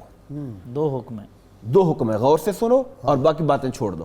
اب جب کوئی ایک آدمی اس طرح کا کام کرتا ہے بلند آواز سے، باقی لوگ اپنی مشغولیت کی وجہ سے نہیں سن پاتے. وہ جو حدیث پاک ہے کہ الف لام میم، ہاں جی، جس نے یہ میں نہیں کہتا کہ ایک لفظ ہے، یہ ایک حرف ہے، 3 ہے، 10 الف کی لام کی میم کی تو 30 نیکیاں. تو اس سے تو یہی نہیں پتا. یہ بات تو سرکار محض پڑھنے پہ فرما رہے ہیں نا کہ جس نے ایک حرف پڑھا تو اس کو 10 نیکیاں ملتی ہیں، 10 گناہ مٹتے ہیں، 10 درجے بڑھتے ہیں. اور الف لام میم ایک نہیں، یہ 3 حرف ہیں. اور وہ بھی حدیث پاک ہے کہ قیامت کے دن اللہ پاک فرمائے گا قرآن پڑھتا جا اور جنت کے زینوں پہ چڑھتا چلا جا، اور جہاں تیری تلاوت ختم ہوگی وہاں جنت کے اندر تیرا مقام ہوگا. تو تلاوت کرنے کا اپنی جگہ پہ شرف ہے، ٹھیک، جیسا کہ ہم نے ذکر کیا کہ یہ کلام اللہ ہے. اس کلام اللہ کی تلاوت تو بڑی بات ہے، اس کی تو زیارت کرنا بھی باعث ثواب ہے. واہ سبحان اللہ. اس کو تو تکنا بھی ایک عبادت ہے. وہ کن بزرگوں کا ہے جی وہ جو کہتے ہیں کہ آدمی بخشا گیا اور اس کو بڑا اللہ نے مقام دیا تو جا کے اس کی بیگم سے پوچھا اس وقت ولی نے کہ اس کا کوئی عمل کوئی بتاؤ. اس نے کہا یہ ان پڑھ تھا، اس کو کچھ نہیں آتا تھا، قرآن شریف کھولتا تھا کہتا اے بھی سچ ہے، اے بھی سچ ہے، اے بھی سچ ہے، اے بھی سچ ہے، ہر لائن بس یہی کرتا رہتا تھا. تو آپ کی بات کی تائید میں کہ اس کو تو دیکھنا بھی. اس لیے وہ جو تھے نا سائیں توکل شاہ امبالوی رحمۃ اللہ علیہ، وہ فرماتے تھے کہ امید درویش تھے کہ قرآن حکیم کا جو نور ہے وہ الگ ہے. جب قرآن حکیم کھول کے تلاوت کریں تو پڑھنے والے کے منہ سے خاص قسم کا نور روشنی نکلتی ہے، اور حدیث پاک کا نور مختلف ہے. تو وہ کہتے ہیں میں پہچان لیتا ہوں دور سے ہی کہ یہ بندہ قرآن سے پڑھ رہا ہے، یہ حدیث پڑھ رہا ہے. تو یہ جی علامہ صاحب جی میں ایک دو باتوں کی وضاحت ضروری سمجھتا ہوں. سماعت قرآن پاک کے لیے کچھ مدارج ہیں. بعض صورتوں میں اس کا سننا واجب ہے، ٹھیک ہے، بعض صورتوں میں سنت ہے اور بعض میں مستحب ہے. ٹھیک ہے، یعنی یکساں حکم نہیں ہے، الگ الگ حکم ہے. ٹھیک ہے. وجوب کا حکم جو ہے وہ قرآن مجید کا یہ سماعت کا نماز کے اندر کے حوالے سے ہے. ٹھیک ہے. آیت کا نزول نماز کے لیے آیا ہے. دوسری صورت اس کی یہ ہے کہ آپ خود کسی سے فرمائش کریں کہ مجھے سناؤ، پھر سننا وہ واجب ہے. عام کوئی پڑھ رہا ہے تو آپ سننا شروع کر دیں، یہ سنت ہے. اور بعض صورتوں کے اندر سننا نہ سننا یکساں ہے. جس طرح کے استاد بچوں کو پڑھاتا ہے، سب قرآن پاک پڑھ رہے ہوتے ہیں اپنا اپنا، کسی کا سننا کسی کے لیے ضروری نہیں، بلکہ خود استاد 3 شاگردوں کو کبھی ادھر، اور اسی طرح گھر میں جو قرآن خوانی کروائی جاتی ہے تو وہ جو لوگ آپس میں پڑھ رہے ہیں ان کا ایک دوسرے کا سننا کوئی ضروری نہیں ہے. تو اس لیے یہ اس کی وضاحت. جی السلام علیکم. السلام علیکم. جی ندیم صاحب. رائی صاحب میرا نام ملک ندیم ہے. ایک تو سوال کرنے سے پہلے ایک چھوٹی سی بات کہ مجھے تو اتنا پتا ہے کہ قرآن کو دیکھنا ثواب، پڑھنا ثواب، چھونا ثواب، اس پہ پڑھ کے عمل کرنا ثواب، اور ثواب ہی ثواب ہے. دوسری بات سوال میرا یہ ہے کہ عبادات ہم کرتے ہیں رمضان المبارک میں بھی اور اس کے علاوہ بھی جب کرتے ہیں، اسپیشلی جو نماز ہے، یہ خشوع اور خضوع یہ ہم کیسے لے کے آئیں؟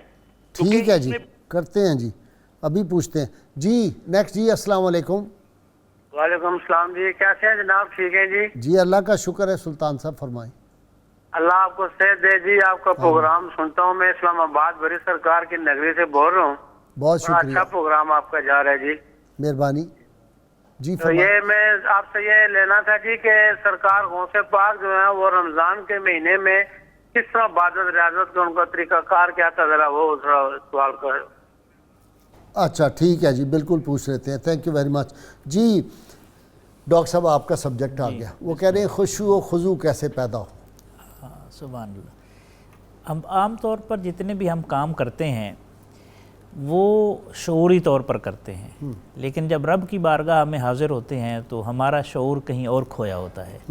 تو اس کا ایک طریقہ تو یہ ہے کہ اس حضوری کے ساتھ جائیں کہ میں اللہ کی بارگاہ میں احکم الحاکمین کی بارگاہ میں احسان والی کیفیت میں اللہ کو دیکھ رہا ہوں، یہ نہیں تو اللہ تعالیٰ مجھے دیکھ رہا ہے. جب یہ دیکھیں گے تو مسئلہ، تو پھر مسئلہ. غوث اعظم کیسے رمضان گزارتے تھے؟ جی غوث پاک رضی اللہ عنہ کا معمول مبارک کچھ ہم اشارتاً عرض کر بھی چکے ہیں کہ آپ وہ ولی تھے جنہوں نے ولادت کے ساتھ ہی روزہ رکھا ہوا تھا، اور آپ کا جو دنیا میں تشریف آوری کا سلسلہ ہے وہ روزے کے ساتھ ہوا. اس کے بعد آپ کے عمل کے اندر یہ تھا کہ آپ کا عموماً جب آپ کے دور مقدس میں، چونکہ 91 برس آپ کی عمر مبارک تھی، سردیوں میں بھی آتے رہے، تو آپ رات کو اس طرح کرتے تھے، کمبل اوڑھ لیا کرتے تھے اور کھڑے ہو جاتے تھے. بعض دفعہ دیکھنے والوں کو یوں لگتا تھا کہ جس طرح یہ کمبل کسی کھونٹے کے ساتھ لٹک رہا ہے. اچھا، اتنا قیام کرتے اور یکسوئی کے ساتھ آپ عبادت کے اندر محو رہتے تھے. اور اس کے ساتھ ساتھ یہ بات ضروری ہے کہ آپ ماہ سیام کے اندر اپنے طلباء کے اسباق قضا نہیں کرتے تھے. اچھا، ان کو وہ تعلیم جو ہے وہ آپ جاری رکھتے تھے. چاروں فقہ کے اندر آپ فتویٰ بھی صادر کرتے تھے، اور یہ معمولات آپ نے جو پرسنلی اپنے تھے وہ رات کے لیے رکھے ہوئے تھے، اور دن میں آپ مخلوق خدا کی جو ہے وہ دستگیری فرمایا کرتے. واہ سبحان اللہ. تو اس طرح میں عرض کرنا چاہوں گا، حضرت سیدنا بابا فرید الدین مسعود گنج شکر رحمۃ اللہ تعالی علیہ، زہد الانبیاء، آپ نے خود ارشاد فرمایا اپنے پردادا مرشد کے حوالے سے، حضرت سیدنا عثمان ہارونی رحمۃ اللہ تعالی، ان کے حوالے سے آپ نے اپنے پاس حضرت خواجہ نظام الدین اولیاء، وہ تو پردادے سے بھی اوپر چلے گئے کہ نہیں، پردادا ہی بنے. دیکھیں نا، حضرت خواجہ قطب الدین بختیار کاکی آپ کے مرشد، ہاں جی، اور عثمان ہارونی حضرت خواجہ معین الدین چشتی دادا مرشد، اور عثمان ہارونی پردادا مرشد. ٹھیک ہے، شریف زندنی اوپر جاتے. تو یہ سلسلہ تھا کہ آپ نے خود اپنے پاس بیٹھے ہوں وہ کو شوق دلایا بابا صاحب نے. آپ فرمانے لگے کہ حضرت عثمان ہارونی کا معمول یہ تھا کہ آپ جب ماہ سیام ہوتا تو نماز تراویح کے اندر 2 قرآن پاک ختم فرمایا کرتے تھے. سبحان اللہ. 2 قرآن پاک. اب ان کی جو زبان کی ادائیگی ہے یہ کرامت کے زمرے میں بھی ہے.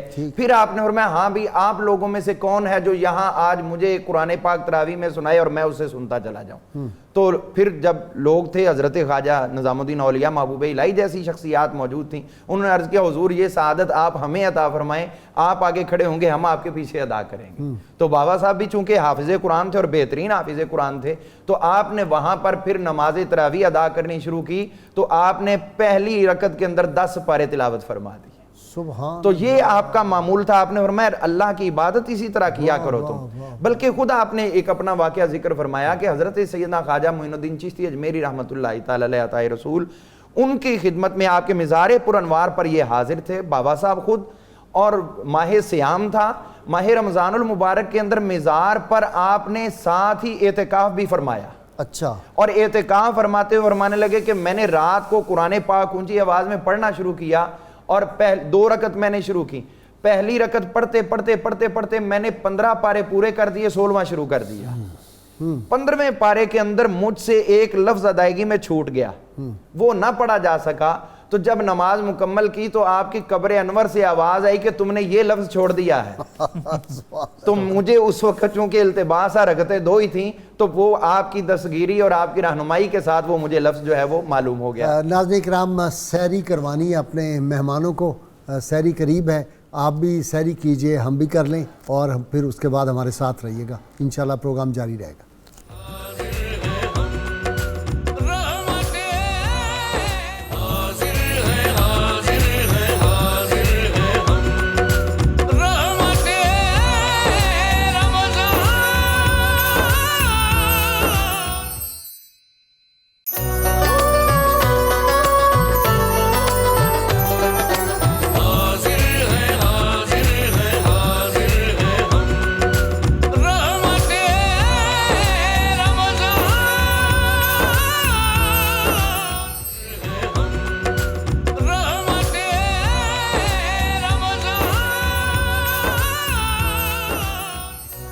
ویلکم بیک ناظرین کرام.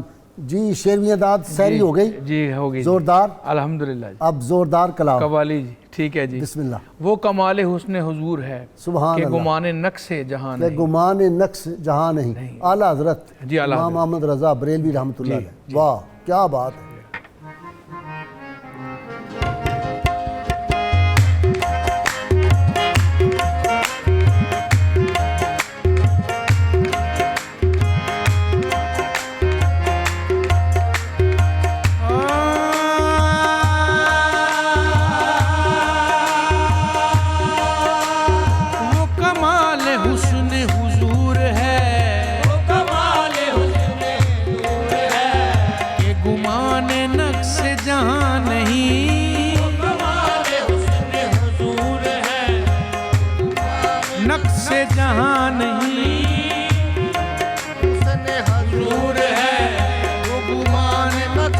जहां नहीं,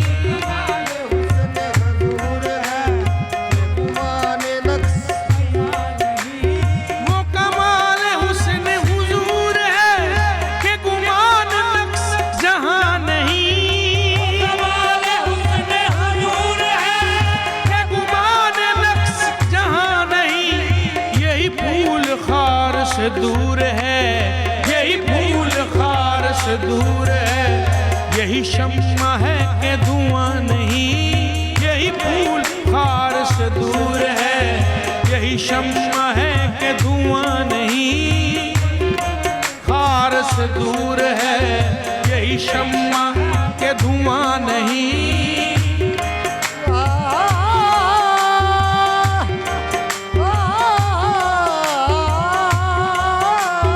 यही फूल खार से दूर है, यही शम्मा है कि धुआं नहीं, यही फूल खार से दूर है, यही शम्मा है कि धुआं नहीं, वो कमाल हुस्न हुजूर है कि गुमान नक्श जहां नहीं, वो कमाल हुस्न हुजूर है कि गुमान नक्श जहां नहीं, यही फूल खार से दूर है, यही फूल खार से दूर है, यही शम्मा है कि धुआं नहीं, यही फूल खार से दूर है, यही शम्मा है कि धुआं नहीं।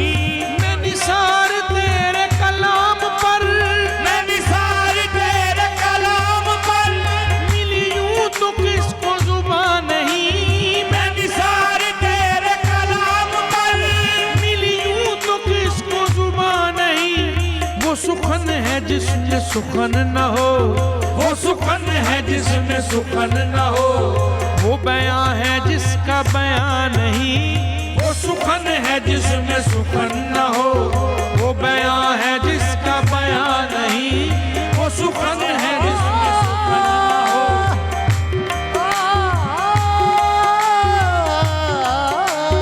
वो सुखन है जिसमें सुखन न हो, वो बयां है जिसका बयां नहीं, वही नूर हक वही ज़िल्ल लब, वही नूर हक वही ज़िल्ल लब, है उन्हीं से सब है उन्हीं का सब, वही नूर हक वही ज़िल्ल लब, है उन्हीं से सब है उन्हीं का सब, नहीं उनके मिल्क में आसमां, नहीं उनके मिल्क में आसमां, के ज़मीन नहीं ये ज़मान नहीं, नहीं उनके मिल्क में आसमां, के ज़मीन नहीं ये ज़मान नहीं।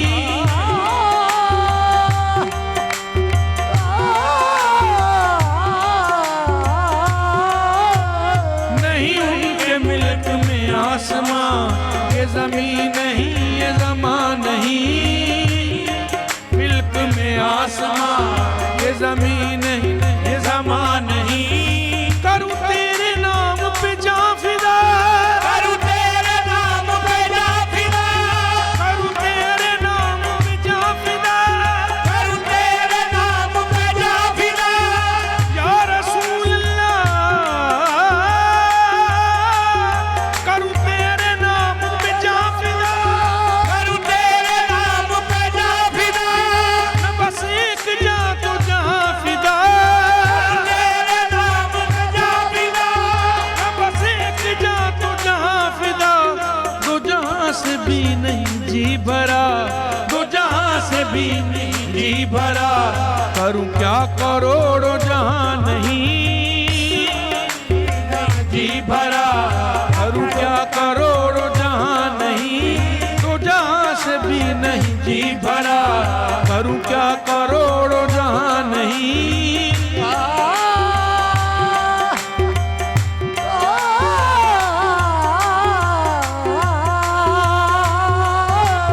दो जहां से भी नहीं जी भरा, करूं क्या करोड़ों जहां नहीं, करूं मदह अहले दवल रज़ा, पर इस बला में मेरी बला, करूं मदह अहले दवल रज़ा, पर इस बला में मेरी रज़ा, मैं गदा हूँ अपने करीम का, मैं गदा हूँ अपने करीम का, मेरा दीन पारायना नहीं, मैं गदा हूँ अपने करीम का,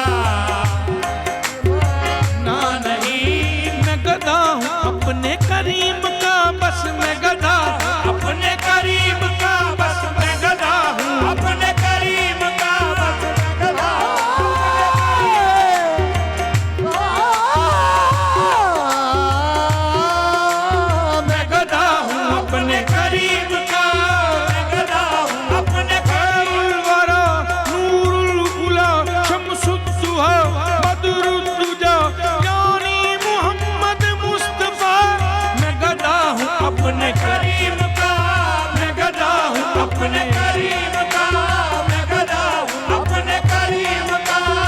फरिश्ते कब्र में आएंगे लेने को हिसाब, सब सवालों का फकत होगा मेरा यही जवाब, बस मैं गदा हूँ अपने करीम का, मैं गदा हूँ अपने करीम का, मैं गदा हूँ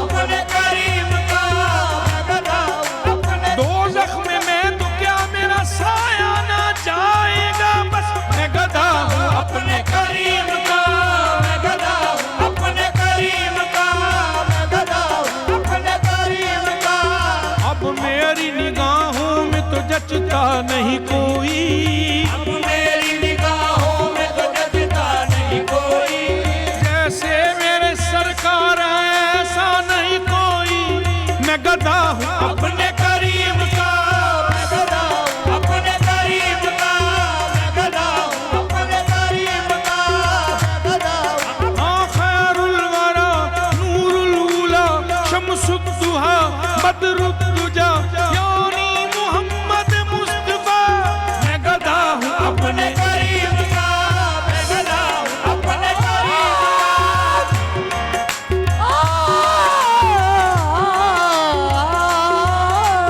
मैं गदा हूँ अपने करीम का, मैं गदा हूँ अपने करीम का, इसी बात पर हूँ नाज़ामत, मैं गदा हूँ अपने करीम का, मैं गदा हूँ अपने करीम का, मैं गदा हूँ अपने, सल्लू अलैहि व आलिही, मैं गदा हूँ अपने करीम का, मैं गदा हूँ अपने करीम का, मैं गदा हूँ अपने करीम का, जलाए मुझको दोज़ख तौबा तौबा हो नहीं सकता, मैं गदा हूँ अपने करीम का, मैं गदा हूँ अपने करीम का, मैं गदा हूँ अपने करीम का, ऐसा तालिब कोई नहीं है जैसा हक ताला है, कोई नहीं महबूब खुदा का जैसा कमली वाला है, मैं गदा हूँ अपने करीम का, मैं गदा हूँ अपने करीम का, मैं गदा हूँ अपने करीम का, अल्लाह ने कैसा शाही शान बनाया, सरकार को कौनैन का सुल्तान बनाया, यूं इश्क किया रब ने महबूब से अपने, सरकार की तारीफ में कुरान बनाया, मैं गदा हूँ अपने करीम का, मैं गदा हूँ अपने करीम का, मैं गदा हूँ अपने करीम का, यही मैं जिक्र करता जाऊंगा मैदाने mahshar में, बस मैं गदा हूँ अपने करीम का, मैं गदा हूँ अपने करीम का, मैं गदा हूँ अपने करीम का, करुमत अहल दवल रजा, बड़ी इस बला में मेरी बला, मैं गदा हूँ अपने करीम का, मैं गदा हूँ अपने करीम का, मेरा दिल पारायना नहीं, वो कमाल हुस्न हुजूर है कि गुमान नक्श जहाँ नहीं।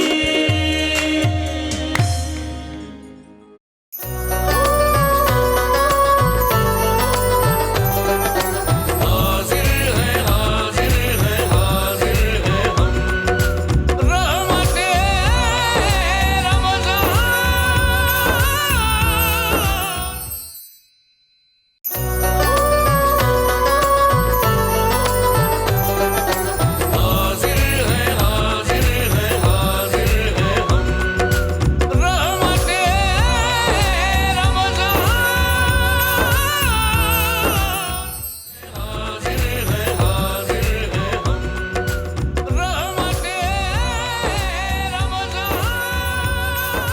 ویلکم بیک ناظرین کرام.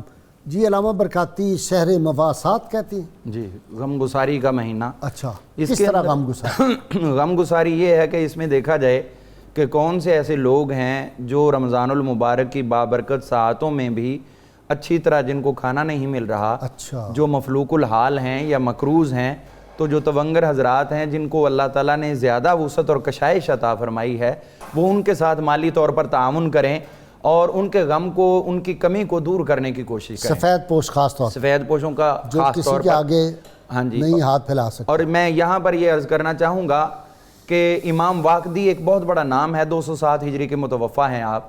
تو آپ کو ماہ سیام کی آمد تھی, یہ حجت اللہ علی العالمین کے اندر بیان کیا گیا ہے. ماہ سیام کی آمد تھی اور آپ کے پاس کچھ بھی نہیں تھا مالی طور پر. تو آپ کا ایک دوست تھا جو حضرت سیدنا مولا علی المرتضیٰ شیر خدا کرم اللہ تعالی وجہہ الکریم کی اولاد پاک سے, غیر فاطمی اولاد سے تھا. تو وہ بڑا مالدار تھا. آپ نے اس کو خط لکھا, آپ فرمانے لگے کہ ماہ سیام آ رہا ہے اور میرے پاس کچھ نہیں ہے, تو میرا دوست ہے تو مجھے 1000 درہم بطور قرض حسنہ دے دے. اس نے کہا ٹھیک ہے. تو اب اس کے بعد اس نے ایک تھیلی بھیج دی آپ کو. ابھی آپ نے وہ وصول کی ہے, دینے والا دے کے چلا گیا, آپ کے ایک اور دوست کا آپ کو خط آ گیا. اس نے کہا حضرت میرے پاس کچھ نہیں اور ماہ سیام کی آمد ہے, لہٰذا آپ مجھے 1000 درہم بطور قرض دے دیں. انہوں نے وَيُؤْثِرُونَ عَلَىٰ أَنفُسِهِمْ وَلَوْ كَانَ بِهِمْ خَصَاصَةٌ پہ عمل کیا ہے. خود تنگی پہ ہیں اور دوسروں کو ترجیح دے رہے ہیں. انہوں نے وہ 1000 درہم جو اپنے لیے قرض لیا تھا وہ گھر میں رکھنے کی بجائے اٹھایا اور اپنے اس دوست کو عطا کر دیا. اب اس کے بعد اگلا دن ہوا تو وہ دونوں, وہ علوی بھی اور یہ جو آپ کا دوست تھا, یہ دونوں آپ کے گھر میں آ گئے اور ان کے ہاتھ میں وہی تھیلی پکڑی ہوئی تھی. اچھا وہی جو پہلے علوی نے دی تھی. یہ کیا ماجرا؟ اس نے کہا کہ میرے پاس بھی صرف 1000 درہم تھا, آپ نے مانگا تو میں نے آپ کو دے دیا. اس کے بعد میں نے اس کو خط لکھا کہ میرے پاس کچھ نہیں ہے, مجھے 1000 درہم قرض دے دو. تو اس نے آپ کو کہا تھا, آپ نے وہ 1000 درہم اس کو دے دیا. جب میرا خط اس کو پہنچا تو وہ 1000 درہم اس نے مجھے لوٹا دیا. اب وہ 1000 درہم تینوں کو چکر کاٹ کے میرے پاس آ گیا. تو میں سمجھ گیا کہ ہم تینوں ہی حاجت مند ہیں, لہٰذا یہ ہمیں ملنا چاہیے. اب یہ کیفیت ہے, انہوں نے تقسیم کیے. آپ کی یہ حالت اس وقت کے وزیر اعظم جو ہارون الرشید کے تھے, یحییٰ برمکی, اس کو پتا چلا کہ واقدی جو ہے وہ مفلوق الحال ہے اور رمضان المبارک کی آمد اور پیسہ کچھ نہیں ہے. تو جب ان کو یہ کیفیت معلوم ہوئی نا, تو انہوں نے تینوں کو بلوایا. جب یہ گئے تو کہنے لگے یار تمہارے پاس پیسہ نہیں, لیکن میں فیصلہ نہیں کر پا رہا کہ تم تینوں میں سے سخی کون ہے, زیادہ سخاوت کرنے والا کون ہے. کسی ایک نے بھی نہیں رکھے. لہٰذا امام واقدی کی شخصیت کے مطابق حکم دیا کہ 30,000 درہم سرکاری طور پر ان کو دیے جائیں اور باقی دونوں کو 20,000 درہم دیے کہ آپ اپنا ماہ سیام رمضان المبارک بھی خوشی سے گزاریں اور جس کو آپ کا جی چاہتا ہے آپ اس کو یہ خیرات عطا فرمائیں. جی صدیقی صاحب, اپنا سعیدی صاحب. سبحان اللہ. وزیر اعظم نے بھجوا دیے. جی امام واقدی کے بارے میں ایک قول تو یہ ہے, ایک اور میری نظر سے گزرا ہے. یا برمکی ویسے ذہین بڑا تھا, بہت ذہین تھا. کبھی یہ حادثے واسطے نہ کرتے تو اس کا نام تاریخ میں بہت بلند ہوتا. اچھا, وہ کہتے ہیں کہ جب ہاشمی آیا تھا نا مانگنے اس سے واقدی سے, تو واقدی پریشان ہوا. تو بیوی نے کہا کیوں پریشان ہو؟ اس نے کہا جی وہ پیسے آئے تھے ضرورت کے, تو وہ مانگنے آ گیا ہے, تو میں یہ سوچ رہا ہوں کہ آدھے ہم رکھ لیں, آدھے ان کو دے دیں. تو وہ کہنے لگا, وہ ان کی بیوی کہنے لگی کمال ہے, رسول اللہ صلی اللہ علیہ وسلم کے خاندان سے بندہ ہے اور آپ آدھے اپنے لیے رکھیں گے؟ اللہ, پورے دے دیں. اور پورے دیے, اور جب انعام دیا گیا دونوں کو چند ہزار دیے گئے اور اس کی بیوی کو ڈبل انعام دیا گیا کہ اس نے ایثار کا مظاہرہ کیا. واہ واہ واہ. اچھا, یہ ہے مواصلات. یہ مواصلات ہے. رمضان المبارک کے حوالے سے میں ایک بات, حضرت مجدد الافسانی رحمۃ اللہ علیہ فرماتے ہیں کہ رمضان شریف اصل میں اگلے سال کے اہتمام کی ہمیں دعوت دیتا ہے. ٹھیک. اور اس کی برکات جو ہے وہ پورے سال تک محیط ہوتی ہیں. جو اس میں تہجد شروع کرتا ہے اس کو پورا سال توفیق ملتی ہے. جو اس مہینے میں اپنی نگاہوں کو پاک رکھتا ہے اس کو پورا سال جو ہے وہ نگاہ کی پاکیزگی کی نعمت نصیب ہوتی ہے. سبحان اللہ. تو اس لیے ہمیں چاہیے, جس طرح ہمارے اسلاف کا معمول تھا, 6 ماہ وہ رمضان کے آنے کا انتظار کرتے تھے اور جب آ جاتا تھا تو 6 ماہ اس کا شکر ادا کرتے تھے اور اس کے اثرات کو محسوس کرتے رہتے تھے کہ اللہ تعالیٰ نے اتنا نعمت دی ہے. اور پھر کیا پتہ جی اگلے برس آنا ہے کہ نہیں آنا, یہ تو قسمت کی بات ہے. تو یہ لمحات جو ہے ان کو آدمی کو ضائع نہیں کرنے چاہیے. ایک ایک لمحہ جو ہے وہ ایک لمحہ گزر جائے تو ساری دنیا کی نعمتیں دے کر میں یا کوئی اور چاہے کہ وہ لمحہ واپس آ جائے تو وہ واپس نہیں آ سکتا. نہیں سانس ہی نہیں واپس آ سکتا. سانس واپس یہ جو سانس چلا گیا یہ اپنے اختیار میں نہیں تھا, یہ چلا گیا, آنے والا بھی اختیار میں نہیں ہے. شاہ ہمدان رحمۃ اللہ علیہ کا قول ہے نا کہ زندگی سانسوں کا ایک محل ہے, جب آپ سانس لیتے ہیں تو آپ کے محل سے ایک اینٹ نکل جاتی ہے. ہوئے ہوئے ہوئے, تو آپ کو دیکھنا چاہیے کہ آپ کی زندگی کا محل آپ کے سامنے مسمار ہو رہا ہے. یہ جو پھر وہ happy birthday to you کہتے ہیں, یہ تو افسوس کرنا چاہیے آپ کے. نہیں وہ تو اس لیے اگر شکرانے کے طور پر بندہ کرتا ہے تو درست ہے کہ اللہ تعالیٰ مجھے نیکی کے راستے. گھبرائے کہ جی ایک سال اور کم ہو گیا. ہاں نہیں وہ بات تو اپنی جگہ پر ٹھیک ہے, بالکل ٹھیک ہے. ایک یہ بھی تو پہلو ہے نا سوچنے کا. جی جناب درانی صاحب. محترم قبلہ غازی صاحب, ہمارے اسلاف کے معمولات کے حوالے سے ایک بات جو قابل غور ہے, وہ آخری عشرے کا بڑا اہتمام کیا کرتے ہیں. صحیح. اس میں اعتکاف کا پہلو بھی ہوتا ہے, اس میں لیلۃ القدر کی تلاش بھی ہوتی ہے, اور پھر سرکار کا یہ اسوہ کہ جب آخری عشرہ آتا تھا تو سرکار خود شدہ میں ازارہ اپنا کمر بند کس لیا کرتے تھے, گھر والوں کو جگا دیا کرتے تھے. اور یہی اسوہ آگے اسلاف نے لیا. کبار اولیاء میں سے حضرت حبیب بن ابو محمد کی بیوی, وہ رمضان کی آخری راتوں میں اپنے شوہر کو اٹھاتی اور ان سے کہتی کہ رات تھوڑی رہ گئی ہے, سفر بہت لمبا ہے, زاد راہ تھوڑا ہے, سلف صالحین کے قافلے آگے چلے گئے اور ہم پیچھے رہ گئے ہیں. اس طرح وہ راتوں کو اپنے اس زاد راہ کی تلاش میں جو آخرت کے کام آنے والا ہے اپنے گھر والوں کو بیدار کیا کرتی تھی. اور وہ بھی حدیث پاک ہمارے سامنے ہونی چاہیے جس میں ابو ہریرہ رضی اللہ تعالیٰ عنہ روایت فرماتے ہیں کہ اللہ تعالیٰ رحم کرتا ہے اس مرد پر, اور بعض روایات میں آتا ہے کہ اللہ تعالیٰ اپنی شان کے مطابق مسکرا پڑتا ہے اس گھر والوں میں اس مرد پر جو رات کو اٹھتا ہے, نوافل ادا کرتا ہے, اپنی گھر والی کو اٹھاتا ہے. اگر وہ نہیں اٹھتی تو پانی کا چھینٹا مار کے اٹھاتا ہے اس کو, تاکہ کھڑے ہوں اور اپنے رب کی عبادت کریں. اور یہ جو لمحات ہیں ماہ رمضان کے, کہیں یہ گم نہ جائیں. اور میں یہاں یہ عرض کروں گا آپ کی جانب سے, کمر بند کا آپ نے ذکر کیا, اس پہ ایک شعر علامہ کا یاد آ گیا اور بڑا ایمان افروز. انہوں نے کہا کہ عجب کیا گرم ہو پرویں میرے نخچیر ہو جائیں, یہ چاند سورج سارے میرے تابع ہو جائیں. اس پہ حیرانگی کی کیا بات ہے. عجب کیا گرم ہو پرویں میرے نخچیر ہو جائیں کہ بر فطرہ کے صاحب دولت بستم سر خود را, کہ ہم نے اپنی گردنیں جو ہے نا یہ رسول اللہ صلی اللہ علیہ وسلم کی کمر جو وہ کمر بند ہے اس میں عطا کر اس میں دے دیے, پیش کرتی ہیں اپنی گردنیں حضور کے.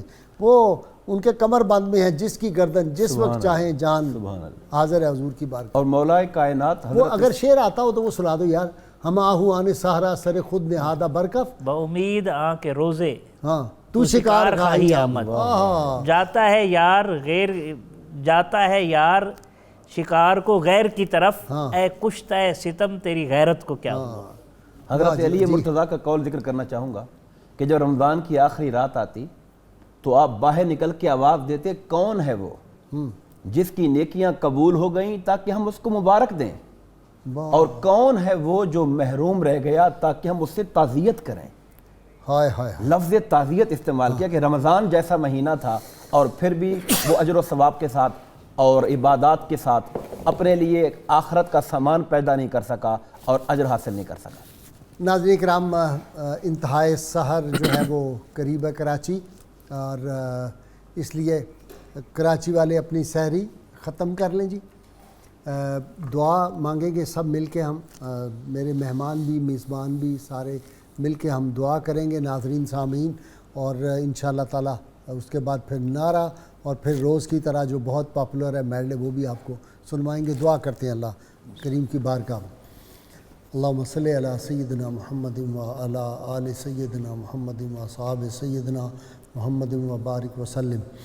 ربنا آتنا فی الدنیا حسنہ وفی الآخرۃ حسنۃ وقنا عذاب النار وادخلنا الجنۃ مع الابرار یا عزیز و یا غفار یا رب العالمین یا ارحم الراحمین.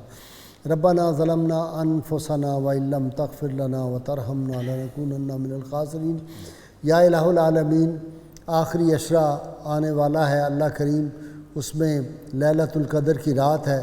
ہماری مسجدیں آباد ہوتی تھی اس رات کو, اللہ کریم لیلۃ القدر آنے سے پہلے ہماری مسجدوں کی رونقوں کو بحال کر دے، اپنے در کے اپنے گھر کے دروازے ہم پہ کھول دے، اپنے محبوب کریم صلی اللہ علیہ وسلم کے در ہمارے لیے کھول دے۔ اللہ کریم ہمارے جو مسجدیں ہیں ان کو آباد فرما دے، ہمارے قلوب کو آباد فرما دے۔ اللہ کریم دنیا بھر کے مظلوم مسلمان، کشمیر، فلسطین، برما کے، ہندوستان کے مظلوم مسلمانوں کی مدد و نصرت فرما، ان کو آزادی عطا فرما۔ اللہ کریم جن صالحین پاک کا آج ہم نے ذکر پاک اپنی اس گفتگو میں کیا ہے، ان صالحین کی عبادتوں کے صدقے اللہ کی ہم سے یہ جو مصیبتیں آئی ہیں، یہ جو آفت آئی، اس کو دور فرما دے۔ اللہ کریم اپنے محبوب کریم صلی اللہ علیہ وسلم کی امت جس کو تو نے بہترین امت قرار دیا ہے، بہترین لوگ پریشان ہیں، مالک تیرے سے بڑھ کے کوئی سخی نہیں۔ اللہ کریم اپنی سخاوت کے صدقے، اپنی عظمت و رفت کے صدقے اللہ کریم ہم سے اس مصیبت کو دور کر دے، ہمارے دلوں کو پھر سکون اور اطمینان عطا فرما، پاکستان کی حفاظت فرما، پاکستان کے رہنے والوں کی حفاظت فرما، آپ صلی اللہ علیہ وآلہ وسلم کی امت پہ کرم فرما، ان کی خطاؤں کو معاف فرما دے۔ اللہ کریم امت کی حفاظت فرما۔ وصلی اللہ تعالیٰ علی خیر خلقہ ہی ونور عرشہ ہی وزینت فرشہ ہی محمد وآلہ وصحبہ اجمعین برحمتک یا ارحم الراحمین۔ نعرہ لکھنے کے تیار ہو جائیے جی۔ پاکستان کا مطلب کیا؟ لا الہ الا اللہ محمد الرسول اللہ صلی اللہ علیہ وسلم۔ جی شیر میاں داد جی میڈلسٹ سناؤں گا جی، زبردست۔ پیش خدمت ہے۔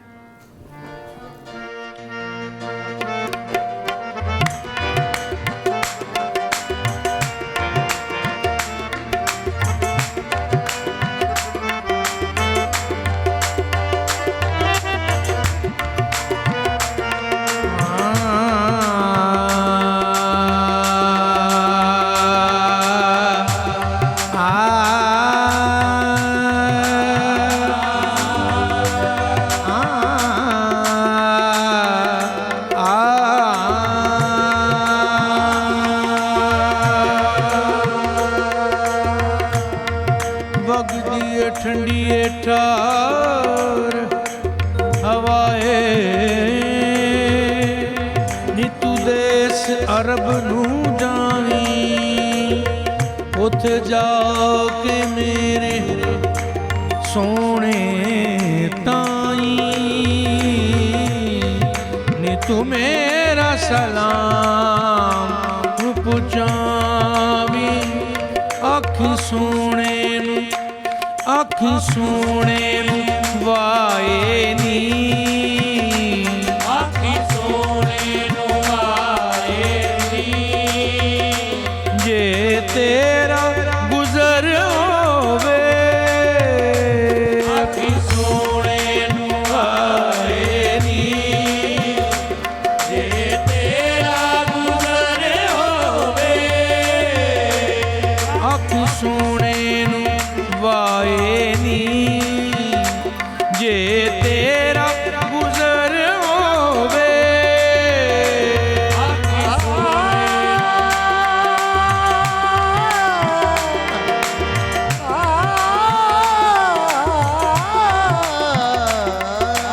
سونے نو وائے نی، جے تیرا گزر ہووے، آکھی سونے نو آئے نی، آکھی سونے نو آئے نی، جے تیرا گزر ہووے، آکھی سونے نو آئے نی، جے تیرا گزر ہووے، میں مر کے بھی نہیں مردا، میں مر کے بھی نہیں مردا، جے تیری نظر ہووے، میں مر کے بھی نہیں مردا، جے تیری نظر ہووے،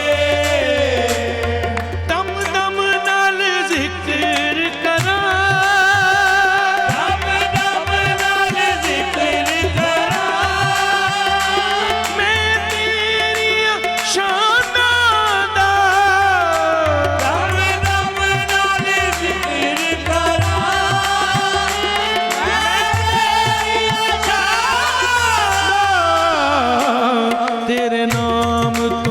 वार देवां तेरे नाम तो वार देवां जिन्नी मेरी उम्र होवे तेरे नाम तो वार देवां जिन्नी मेरी उम्र होवे दीवानियों बैठे रहो दीवानियों बैठे रहो रावण सजा के दे दीवानियों बैठे रहो रावण सजा के दे शायद मेरे आका दा शायद मेरे आका दा इथों भी गुजर होवे शायद मेरे आका दा इथों भी गुजर होवे मैं तो पंजतन का गुलाम हूँ मैं तो पंजतन का गुलाम मैं गुलाम इब्ने गुलाम हूँ मैं तो पंजतन का गुलाम हूँ तो पंजतन का गुलाम मुझे इश्क है तो खुदा से है मुझे इश्क है तो खुदा से है मुझे इश्क है तो रसूल से मुझे इश्क है तो रसूल से ये करम है सारा बतूल का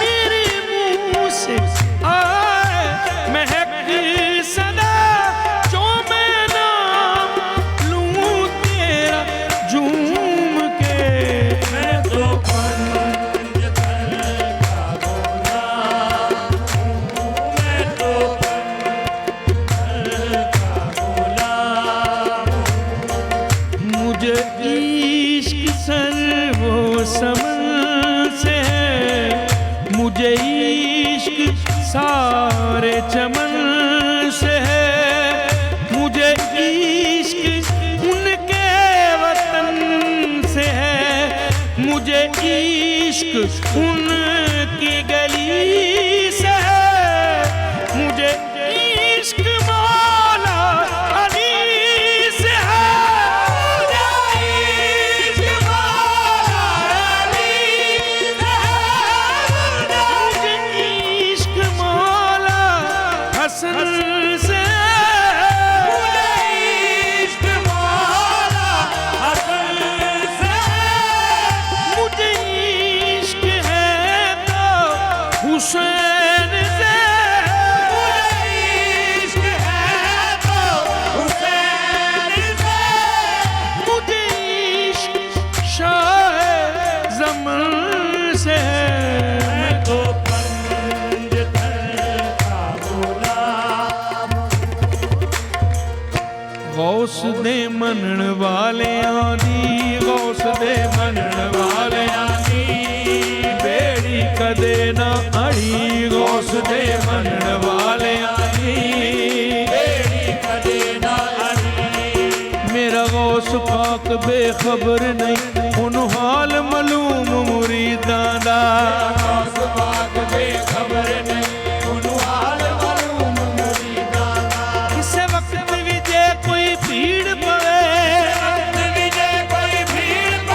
गौस करना वे इमदाद कुड़े मीरा दे मनण वालियां दी बेड़ी कदे ना अड़ी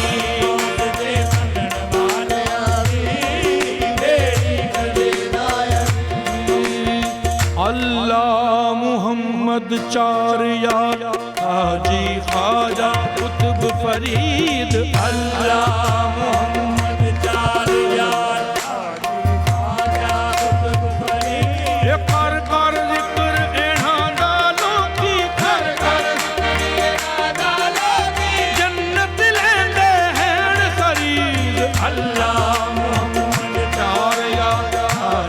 खाजा कुतुब फरीद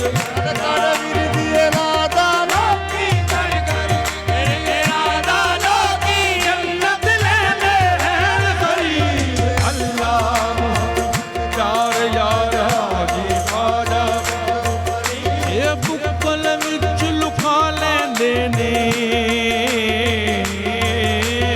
अपना यार बना लेंदे ने बुक्कल विच लुका लेंदे ने अपना यार बना लेंदे ये निस्बत वलियां नाल जे होवे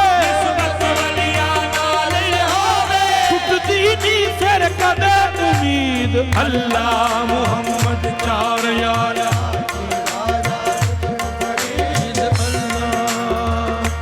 नबी ने वेख्या अली नू आख्या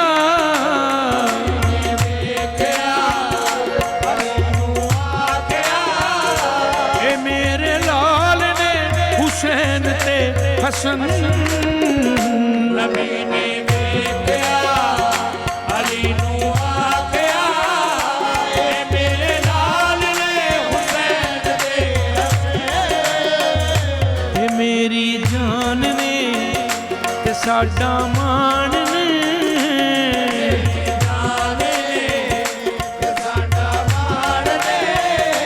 बड़े कमाल ने हुसैन ते हसन नबी ने देखया अली नू आख्या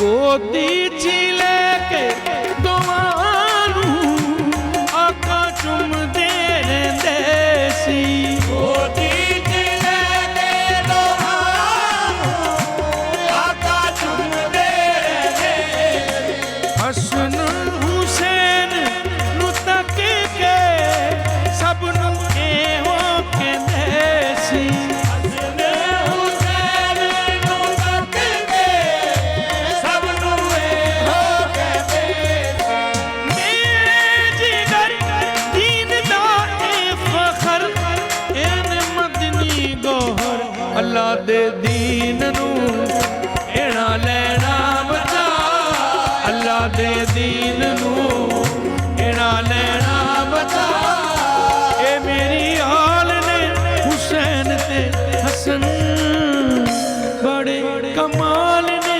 हुसैन ते हसन है लजपाल ने हुसैन ते हसन